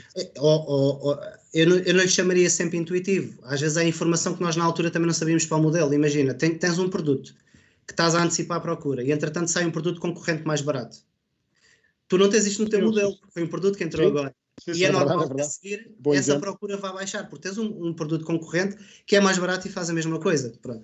E às vezes essa intuição que falas também é muito por aí, são variáveis que quando nós construímos o modelo não existiam, ou então não as consideramos. Também pode acontecer isso, ou porque não tínhamos essa informação, ou porque nos passou, na altura tínhamos um modelo que nós considerávamos bom, porque não havia concorrência, entretanto veio a concorrência e estragou isto tudo. Pronto. Ou seja, isto é daí a volatilidade e o tempo do modelo que o Nuno estava a dizer, com um projeto de Data Science, usualmente não é para sempre, porque o paradigma muda, os cenários mudam, pronto, e é isto tudo que temos de ter em consideração. Okay? Eu estava aqui, vocês estavam a contar a história, estava aqui a lembrar-me de um caso em que estava nos Estados Unidos, numa daquelas nossas sessões de formação, e que tínhamos um colega nosso, o Buck Woody, que ele até tem uma forma engraçada de contar a história, e ele diz que entrou num projeto naquele caso de Machine Learning, e que o objetivo era prever quando é que umas máquinas de uma extração petrolífera iriam avariar, e ele estava um bocadinho a contar sobre as dificuldades que encontraram nos projetos e que às vezes estes projetos não dão certo. E uma das coisas que ele estava a dizer é que o objetivo ali era tentar então adivinhar quando é que a máquina ia avariar, e num dataset que eles tinham, que era 2 anos, só tinha havido uma máquina que tinha avariado. E portanto isto, para tentar ensinar um algoritmo de como é que ele há de identificar avarias quando não há casos. Portanto, que tipo de casos é que vocês veem nos vossos clientes em que o resultado não é o esperado porque há um conjunto de blockers que impedem realmente ter aqui uma experiência mais completa? Bem, então se calhar agora começava eu. Relativamente a esse caso, isso é interessante, porque usualmente isto também só é possível, isto já se fazia, mas hoje em dia é ainda mais possível pela quantidade também de frameworks que já existem. Nesse caso em concreto, a dificuldade estaria em gerar os nossos, que nós chamamos de dados sintéticos, não é? Que temos ali um caso e vamos tentar balancear de alguma forma também os exemplos, porque é que aquilo variou, e vamos tentar gerar dados sintéticos para quando treinarmos o próprio modelo, o modelo não ser desbalanceado, não é? Porque, por norma, imagina um caso de fraude, eu costumo dar muito este exemplo, que é, eu tenho um modelo que tem 99% de accuracy, e a maioria das pessoas que eu pergunto, isto é um bom modelo, e eles dizem, então 99% de accuracy é espetacular, então, acerto 99 em 100. E eu digo, então se tivermos um caso de fraude, que só tens um caso em 100, se tu disseres que é sempre não fraude, tu falhas este caso. E aí não é um bom modelo, porque é um modelo que tem 99% de accuracy, mas que não está a servir para esse efeito. Portanto, eu entretanto perdi-me na tua pergunta, Alexandre, desculpa lá. Posso só dizer uma coisa? Isto pega também com o que eu estavas a dizer antes, André, e que está aqui também algumas questões no chat sobre isso, que é as métricas não devem vir do cliente. Ou seja, o sucesso ou não sucesso e também o aware, se esses 99% fazem sentido ou não, se calhar também vem dessa primeira discussão com o cliente de que métrica escolher e do que esperar a seguir. Sim, concordo. E as métricas, eu concordo em parte, porque eu acho que as métricas de negócio têm que vir obrigatoriamente do cliente, não é? No fim, o que é que eu quero otimizar em termos de negócio? As métricas para a avaliação do modelo, cabe-nos a nós, de alguma forma, explicar-lhes o que é que são essas métricas, o que é que consistem, que são importantes, e depois debater com o cliente isso, não é? Eu estava a falar aqui da accuracy, isto já nos aconteceu no passado, eu estar a debater para um caso de fraude, qual é que seria a melhor métrica. E aí às vezes cabe-nos a nós, nestas áreas, tentar explicar ao cliente o que é que são efetivamente essas métricas, numa linguagem simples. Acho que é aí que está também muitas vezes o grande desafio, não é? Porque se eu for para uma regressão, se eu quiser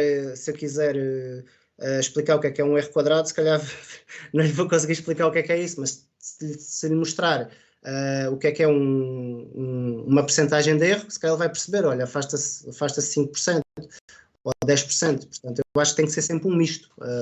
Acho que eu acho que também tem que vir com o cliente, mas sempre com o apoio de um data scientist.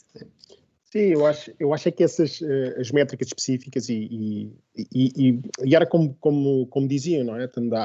Há casos onde é demasiado mau ter falsos negativos ou falsos positivos, e às vezes o que nós queremos otimizar são coisas diferentes. E tu estavas a falar realmente de um caso, 99 parecia ser bom, mas há outros casos onde 70 pode ser muito bom. Eu acho que mais do que, ou seja, o esforço é tentar. Eu acho sim, acho que a métrica tem que ser uma coisa entendível para o negócio. A métrica final, não é? Aquilo que nós estamos a medir o sucesso, contra o qual nós medimos o sucesso do modelo. Mas o que temos que fazer é tentar tirar as métricas do modelo e traduzi-las em o que é que isso implica para o negócio. E isto depende, modelo a modelo, caso a caso. Eu aqui a minha pergunta é mais com um tipo de outros blockers é que encontram que impossibilitam realmente ter aqui algo que no final tenha um bom resultado, não é? Porque nós podemos fazer o business case e dizer, ok, se eu conseguir aqui evitar que 50% das peças que estão a sair da fábrica vêm com defeito, então tenho aqui o meu business case, isto é fácil de provar. Às vezes, quando vamos pegar nos dados do cliente, quando vamos perceber os dados que existem, a forma como o processo está montado, eu lembro de um caso em que se queria perceber se um determinado componente avariava ou não avariava. A verdade é que sempre que alguém ligava a dizer, olha, tem um componente que está com problemas, eles mandavam alguém e essa pessoa ia lá e trocava o componente. Dava-o como avariado, sem nunca ter feito testes se ele estava avariado ou não. Portanto, que tipo de blockers é que encontram nos clientes que influenciam em grande medida aquilo que são os resultados esperados e se calhar enviesam aquilo que é o nosso business plan, que estava mais do que justificado? A falta de estrutura, principalmente em todos os processos. Esse é um bom exemplo. Ou seja, quando não há ali um black hole, algures no processo, principalmente na parte de labeling, não é? Em que perdemos então a informação que era necessária e depois é muito complicado, porque só o data scientist ou o data analyst do projeto é que percebe, ok, mas precisamos desta parte, e se mais ninguém na equipa e mesmo na parte do cliente percebe que precisamos dessa parte, é muito complicado. Portanto, aí será um digging e um trabalho conjunto com o cliente para perceber isso. Há outra parte também complicada que eu acho que também tem a ver com os labels, ou seja, a consistência de labels. Portanto, são os black holes nos processos, a consistência de labels, no sentido de podemos ter labels subjetivas e aí estamos a entrar num training dataset que pode não servir para nada, porque se temos 5 ou 6 pessoas dentro de uma equipa do cliente que estão a fazer esse trabalho de labeling e se elas não seguem o mesmo processo, já fomos. Isto mesmo em termos de números ou até, por exemplo, de imagens. Se queremos identificar um defeito numa certa superfície, se esse defeito é identificado, há várias ferramentas para isso, não é? Para fazer uma box à volta do defeito, por exemplo. Se nós temos 5 ou 6 pessoas a fazer essa box, e elas todas seguem o manual, há sempre aquela margem de erro de eu acho que isto é um defeito, porque tem aqui uma bolinha que 5 é castanha e a outra pessoa se calhar não vê isso. Portanto, há todo um... Isso pode ser compensado com o processamento de dados anteriormente. Portanto, acho que isso são se calhar duas grandes coisas que nesse sentido. Outra pode ser, às vezes nem sequer temos métricas para medir se vai correr bem ou não o nosso algoritmo. Eu tenho um caso de, por exemplo, os sistemas de recomendação, como é que nós sabemos se está a recomendar bem ou não. Uma das soluções propostas foi fazer um A/B testing, ou seja, com o sistema anterior que eles tinham, com o novo sistema implementado, para ver qual deles é que teria mais cliques. No entanto, isto não é completamente direto de será que o algoritmo implementado vai resultar melhor do que a heurística que eles antes tinham. Entra aqui também, ou seja, a parte dos cliques. Portanto, acho que essas três partes, os black holes, a inconsistência de labeling e a insistência de métricas possíveis pode ser uma das respostas, sim. Posso só dar um exemplo? Nessa parte do labeling que estavas a falar, é interessante. Nós, o ano passado, quando começou o Covid, peço desculpa, nós desenvolvemos uma solução que o objetivo era ajudar depois no verão até os próprios municípios, ainda tivemos isto em funcionamento num deles, que era perceber de alguma forma, utilizando modelos de deep learning, se as praias estavam com uma ocupação alta, média ou baixa. Okay? Nós em março antecipámos que isto poderia ser um problema com a maioria da população, mas tínhamos essa questão que era como é que quase em real time ou em real time dávamos a informação ao município ou às autoridades locais que aquela praia estava no vermelho, no amarelo e no verde, para evitar de alguma forma problemas que depois vieram a acontecer em algumas praias, que era alguém chegava no início da concessão, atualizava a bandeira para verde e depois esquecia-se e estava 4, 5 horas sem atualizar. Okay? E a nossa ideia era mesmo termos uma câmara de baixa resolução que automaticamente nós treinávamos e dizíamos o que é que era uma praia cheia, uma praia intermédia e uma praia vazia. E é engraçado o que a Catarina estava a falar das labels, porque eu tinha 2 pessoas na equipa a fazer os labels e uma pessoa dizia que a praia estava vermelha numa imagem e outra dizia que estava amarela. Ou seja, isso é muito importante. A malta que está mais habituada à Costa da Caparica no verão e outras pessoas estão habituadas ao Guincho, por exemplo. Por acaso eram os 2 dessa zona, lá para essa zona, mas sim. E era engraçado, até que nós chegámos, não, então vamos aqui definir um standard, como é que vocês vão fazer o labeling destas próprias imagens. Okay? Portanto, isso foi interessante, estavas a falar nisso, eu estava a lembrar perfeitamente dessa situação, que é um excelente exemplo de como é que os dados, e neste caso o labeling dos teus dados, é importante depois no teu output final das próprias pessoas. Porque nós sabemos que tivemos uma pessoa numa praia e outra pessoa noutra, o conceito de cheia e intermédia pode variar ali, ou o conceito de verde e amarela. Portanto, essa parte de labeling é importante. Ou seja, tudo o que seja... Eu acho que o maior gap normalmente está nos dados. Se nós tivermos dados, conseguimos fazer praticamente tudo. E às vezes não os temos. Esta informação que há pouco estava a falar da concorrência vai sempre bater nos dados, não é? Porque é um sistema externo, alguém tinha. Se estivermos a falar, por exemplo, eventos que ocorram na cidade, se calhar normalmente tu não estás a colocar eventos no teu modelo de machine learning, porque é algo que se calhar é feito manual, um building the future ou outro tipo de eventos que ocorram, também pode ter um impacto muito grande no modelo de machine learning que possas procurar. Portanto, eu acho que o principal problema é estes blockers, mais do que no fim os clientes são sempre dados. Vamos sempre bater no mesmo ponto dos dados. Deixem-me aqui puxar uma das perguntas que está a ser colocada aqui no chat. Portanto, uma das perguntas é se vocês veem como exigência conhecer muito bem o modelo de negócios do cliente para conseguir ser um bom data scientist naquela realidade, não é? Portanto... Então, se quiserem, eu acho que não. Eu acho que não significa que não é preciso ter algures esse perfil. Acho que isso é uma coisa, quer dizer, para já que nós acreditamos, também como empresa de consultoria, existem um conjunto de técnicas que nós dominamos.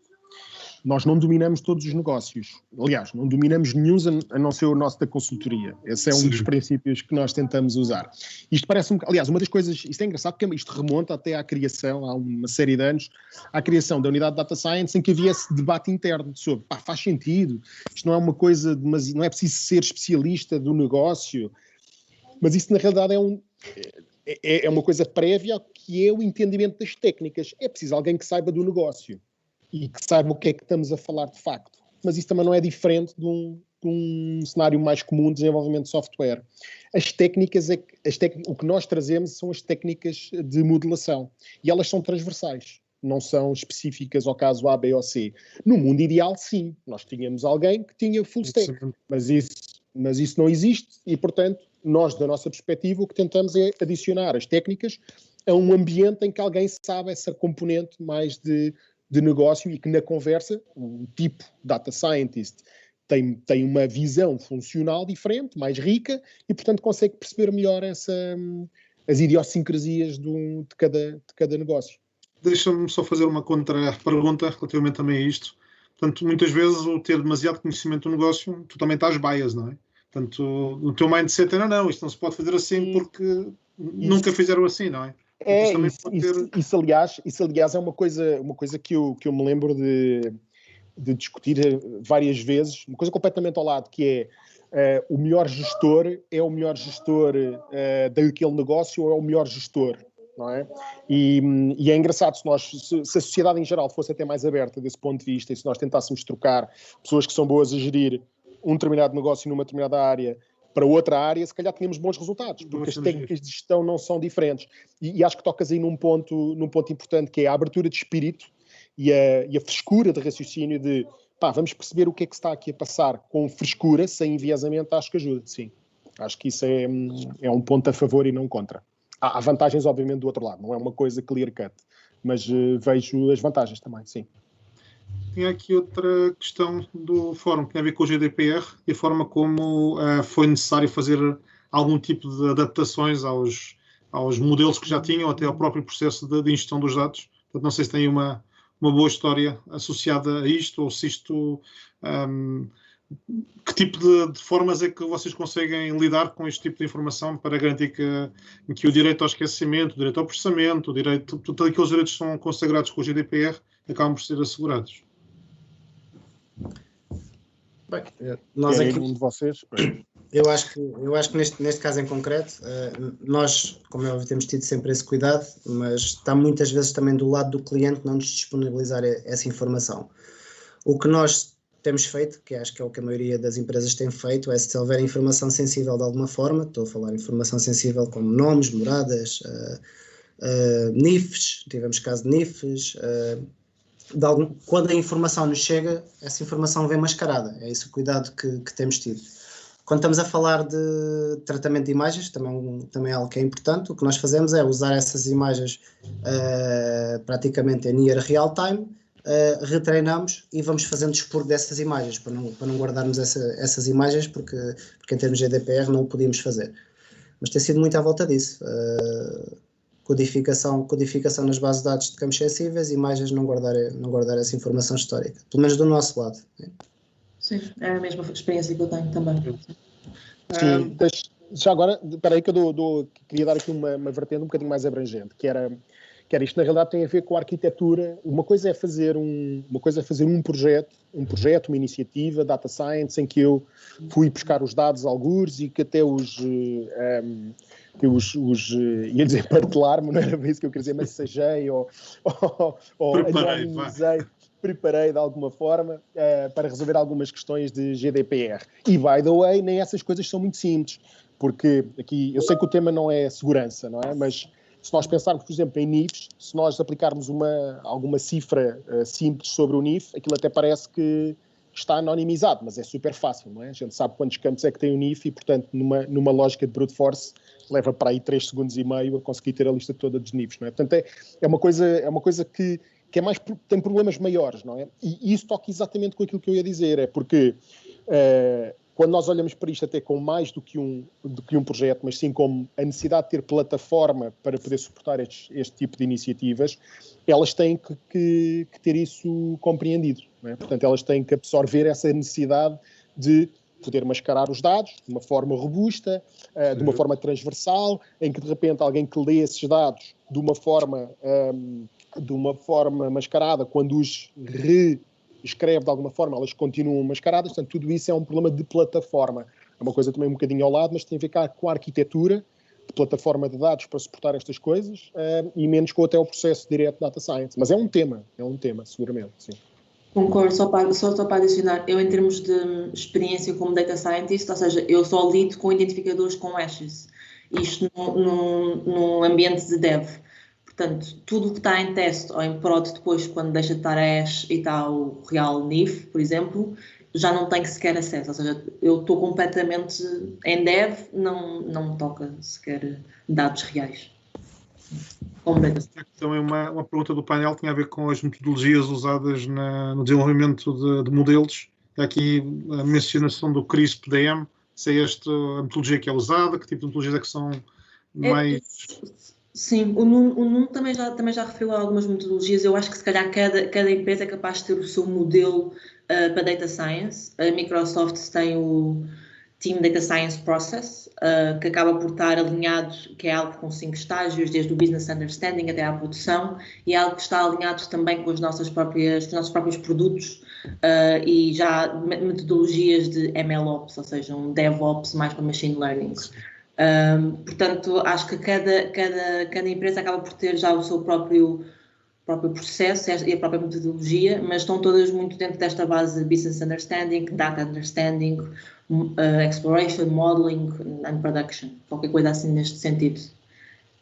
Eu acho que o CRISP-DM nunca passa de moda, não é? Eu estudei e fiz a minha tese de mestrado há 12 anos atrás, há 13, já nem sei, na área de Data Mining, na altura era Data Mining, hoje em dia é Data Science, e isso já é um standard. Portanto, anda sempre muito à volta disso que a Catarina acabou por falar. Se calhar o grande boost que tem havido nos últimos anos é a facilidade também na operacionalização depois dos modelos. E ela falou aqui do MLOps, que isto é sempre um ponto muito importante, que é como é que eu vou conseguir operacionalizar os modelos e como é que eu vou agilizar o processo de deploy. Depois de ter feito aquelas fases todas do CRISP-DM, como é que eu vou garantir que o meu modelo pode ir sendo retreinado? Okay? Isto era uma grande dificuldade. Nos últimos anos tem-se facilitado muito também pelo avanço da tecnologia, onde a Microsoft, por exemplo, tem tido um papel também brutal. O IML Services, por acaso, consolida logo ali um conjunto de serviços que nós conseguimos utilizar. E a parte de MLOps, não é? Uma das roles que está também muito na moda, que é os DevOps. MLOps, fomos mais para a componente Machine Learning. Essa parte é, na minha opinião, hoje em dia fundamental, porque antigamente havia um data scientist que criava ali um modelo e ficava ali ao lado, e aconteceu-nos, demorava 3, 4, 5 dias a processar, não é? Isso hoje em dia era... E que estava a correr no PC do senhor. Com as suas bibliotecas, sim. Ia lá no PC, isso é comum. Exatamente, para fazer o deploy. Hoje em dia, eu acho que aí também é muito o avanço da tecnologia, não é? E também da componente de containerização, que hoje está na moda e que é muito utilizado para este tipo de processos também. Isso também tem ajudado muito, essa metodologia de CRISP-DM, depois para a operacionalização final do modelo e retreino e reanálise e por aí adiante. Vocês veem que esta nova necessidade destes workloads da analítica avançada tem puxado pela modernização das aplicações ou das plataformas ditas tradicionais de BI, ou tem sido os clientes que têm que modernizar as plataformas por outros motivos e para conseguir ter aqui outra velocidade, outro custo, e chegam a um ponto onde, ok, agora que tenho isto, deixa-me lá então aqui ver o que é que eu posso fazer com os meus dados e ir à procura de outros workloads onde esta parte da AI se insere. Portanto, acredito que haja os dois cenários, mas o que é que vocês veem acontecer com mais regularidade? Eu não sei se existe, quer dizer, uma relação muito forte de casualidade numa coisa e outra, mas o que eu pelo menos sinto é que os clientes maiores de setores mais tradicionais têm projetos estratégicos, fundacionais, e têm muitos à volta disto de plataformas de dados, que têm um ângulo de utilização em cenários de analítica avançada. Isso eu vejo como uma trend, vou-lhe chamar mini trend, porque acho que é uma coisa difícil de generalizar, não é uma coisa que aconteça em pequenas e médias empresas. Okay? Existem grandes empresas, em algumas áreas, alguns setores, banca, telco, isso vê-se de facto essa trend. Nós pelo menos sentimos isso. As trends também são difíceis de qualificar às vezes, mas temos, quer dizer, já um conjunto significativo de clientes que estão neste tipo de processos. E depois servem estes propósitos, pronto, quer seja de data em geral, de exploração de dados em lógicas mais tradicionais, mas também seriam plataforma para... Eu acho, também não sei se é propriamente o GDPR que foi o grande incentivador disso, mas que também pretendem resolver esse problema. Ou seja, aquilo que eu disse um bocadinho antes sobre isso é também um dos drivers. Ou seja, eu acho que há um conjunto de coisas muito grandes, um vasto conjunto de coisas que são drivers muito grandes para o melhoramento das plataformas de dados. A minha visão é um bocadinho mais isso. Não sei se acaba de responder.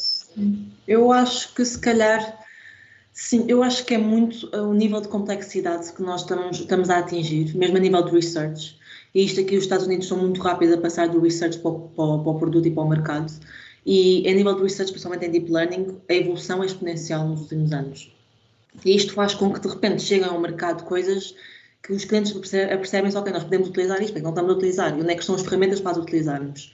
E, nesse sentido, também temos tido uma evolução gigante em termos de ferramentas, em dois sentidos, por um lado, conseguimos utilizar esta complexidade, daí os containers, que de repente eu posso fazer setup de um GPU, que me custa quase 5 mil euros por hora, mas posso, e está ali e uso durante 5 minutos e desligo, ou seja, esta facilidade de power performance. E por outro lado, uma diminuição da complexidade, ou seja, é tudo muito complexo, conseguimos usar fácil e conseguimos usar de uma maneira mais simples. Ou seja, eu agora estou no Power BI e posso, com os dados que tenho naquelas minhas tabelas, criar um modelo simples de regressão ou seja, há todo um link entre as várias plataformas de analytics e de programação muito mais fácil, que me permite, de repente, eu estar a utilizar modelos em módulos ou modelos em cognitive services ou modelos na minha plataforma de gráficos de uma forma super simples e muito mais acessível. Portanto, acho que é um principal motor, eu acho que é a inovação e tentar utilizar essa inovação em coisas mais complexas, mas também para os os citizen data scientists utilizarem. Yeah. Pegando se calhar nessa parte, portanto, nós tivemos aqui um rol que ganhou aqui uma grande importância, que foi o Data Scientist, não é? Que era um rol que é relativamente novo, olhando para a estrutura de roles que existem nas soluções de BI, e depois temos aqui o Data Science Engineer. Portanto, vocês veem que o mercado, e se calhar, Catarina, tu vês que do lado das faculdades tem havido a preocupação de formar este tipo de role, ou isto é algo que vem das matemáticas, ou essencialmente aqueles que vocês têm vêm das matemáticas e que são pessoas que de alguma forma se focam para conseguirem sortir esta necessidade do mercado? Eu acho que há um hype gigante para AI e Data Science, não tanto o role Data Engineer nem Machine Learning Engineer, mas mais de Data Scientist agora. Nós há 6 anos não tínhamos mestrados de Data Science e agora já temos mestrados de Data Science, mesmo em Portugal. E há muita procura em termos de pequenos cursos ou de pós-graduação ou de majors em Data Science.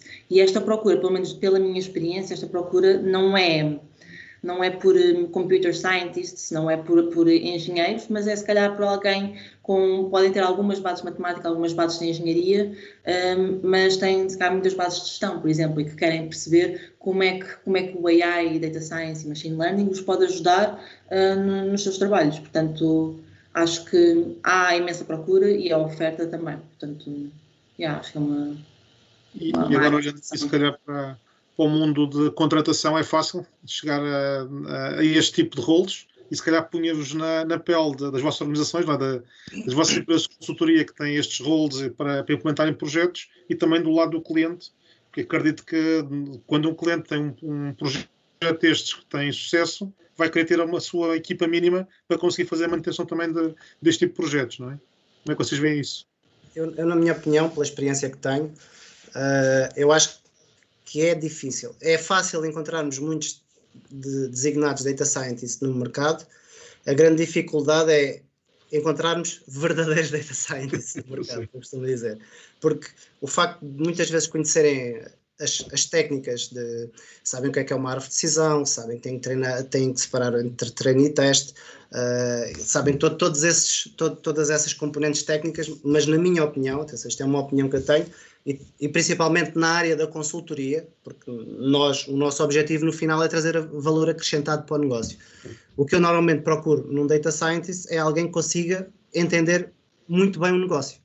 Porque o que nós temos feito muito, até na BI for All, é recycling, ou seja, nós temos pessoas que vinham de uma área muito de analytics, nós desde sempre que trabalhamos analytics, é o DNA da empresa, e o que eu tenho notado é que nós já fomos ao mercado buscar pessoas, já fizemos o reskilling de algumas que estão na casa, e o que tenho reparado é que, por norma, alguém que vem de uma área mais BI, Business Intelligence, de Analytics, chamem-lhe o que quiser nos dias que correm, tem um bocadinho mais de facilidade depois em perceber o bolo todo. Porquê? Porque já está habituado a trabalhar com dados, já está habituado, em Data Science chamamos Feature Engineering, mas é o nosso ETL de há anos, não é? Não é mais difícil, Feature Engineering é o nosso ETL, por aí duro.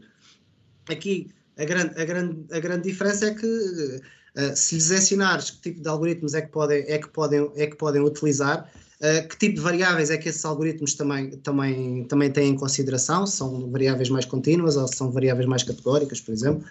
Se conseguires dar esse guia, por norma, alguém que venha desta área de Analytics tem uma boa probabilidade de se tornar um bom Data Scientist.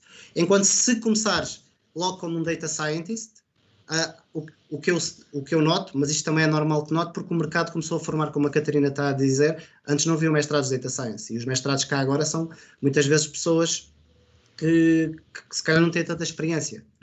Uhum. E portanto eu acho que há muita oferta no mercado de Data Science, mas não é muitas vezes os Data Science que quando alguém chega ao pé de nós e nos pede Data Science que precisamos. Eu costumo dizer que um bom Data Scientist é um Business Analyst com esteroides, porque é alguém que percebe muito bem o negócio e tem alguns conceitos de Data Science. E hoje em dia, já me estou a alongar, mas já estamos aqui em cima da hora, hoje em dia, por exemplo, com AutoMLs e etc., ainda é mais fácil eu ser um Business Analyst e se calhar saber o que é que tenho que dar ao meu modelo, e depois voltamos à parte da avaliação do modelo, que essa sim é super importante. Sim, também já estamos em cima da hora, mas não vou dizer muito mais sobre isso, a não ser que concordo com quase tudo que o André, tudo que o André disse, e apenas para dizer que realmente esta questão do entendimento funcional é quase uma soft skill, é uma hard skill, e bom rigor, soft skill é outra coisa, mas é quase uma soft skill que é difícil de desenvolver, que depende muito das capacidades inatas de cada um. Portanto, há algumas perspectivas interessantes sobre isso a considerar.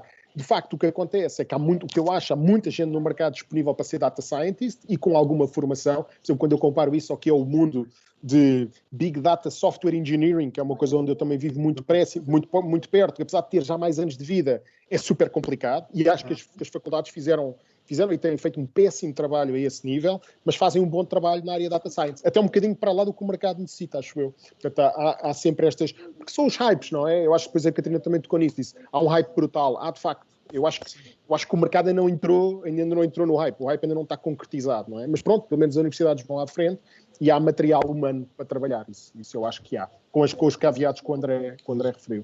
E o Data Science de hoje vai ser muito diferente do Data Science daqui para um ano. Um Data Science, mas muito diferente. Só fazer aqui uma nota, portanto, há um conjunto de questões associadas a algoritmos e de que forma é que eles são utilizados. Eu, se calhar, repeti essas perguntas para a sessão acho que há as duas, se não me engano, específica sobre a parte da AI. Não sei... Não vão ter o prazer de nos ouvir a nós a responder essas perguntas, certo, Catarina e André? Certo, é um facto. Eu não sei como é que nós estamos de timing. Eu tinha aqui mais... Já passámos, não é? Acho que sim. Mas já estamos nos comerciais... É isso, okay. Tem de terminar. Tem aqui a indicação que temos de terminar. Resta agradecer. Muito obrigado pela audiência que nos deram nesta sessão. Muito obrigado, André, Catarina, Nuno. 5 estrelas. E certamente vamos ter aqui a oportunidade de continuar a debater estes tipos de tópicos, porque eu acho que o relevante desta sessão é que isto foi uma conversa de amigos com um tópico que todos nós gostamos. E eu acho que isso as melhores sessões saem deste tipo de momentos. Muito obrigado. Obrigado a todos. Obrigado a todos. Prazer. E bom evento.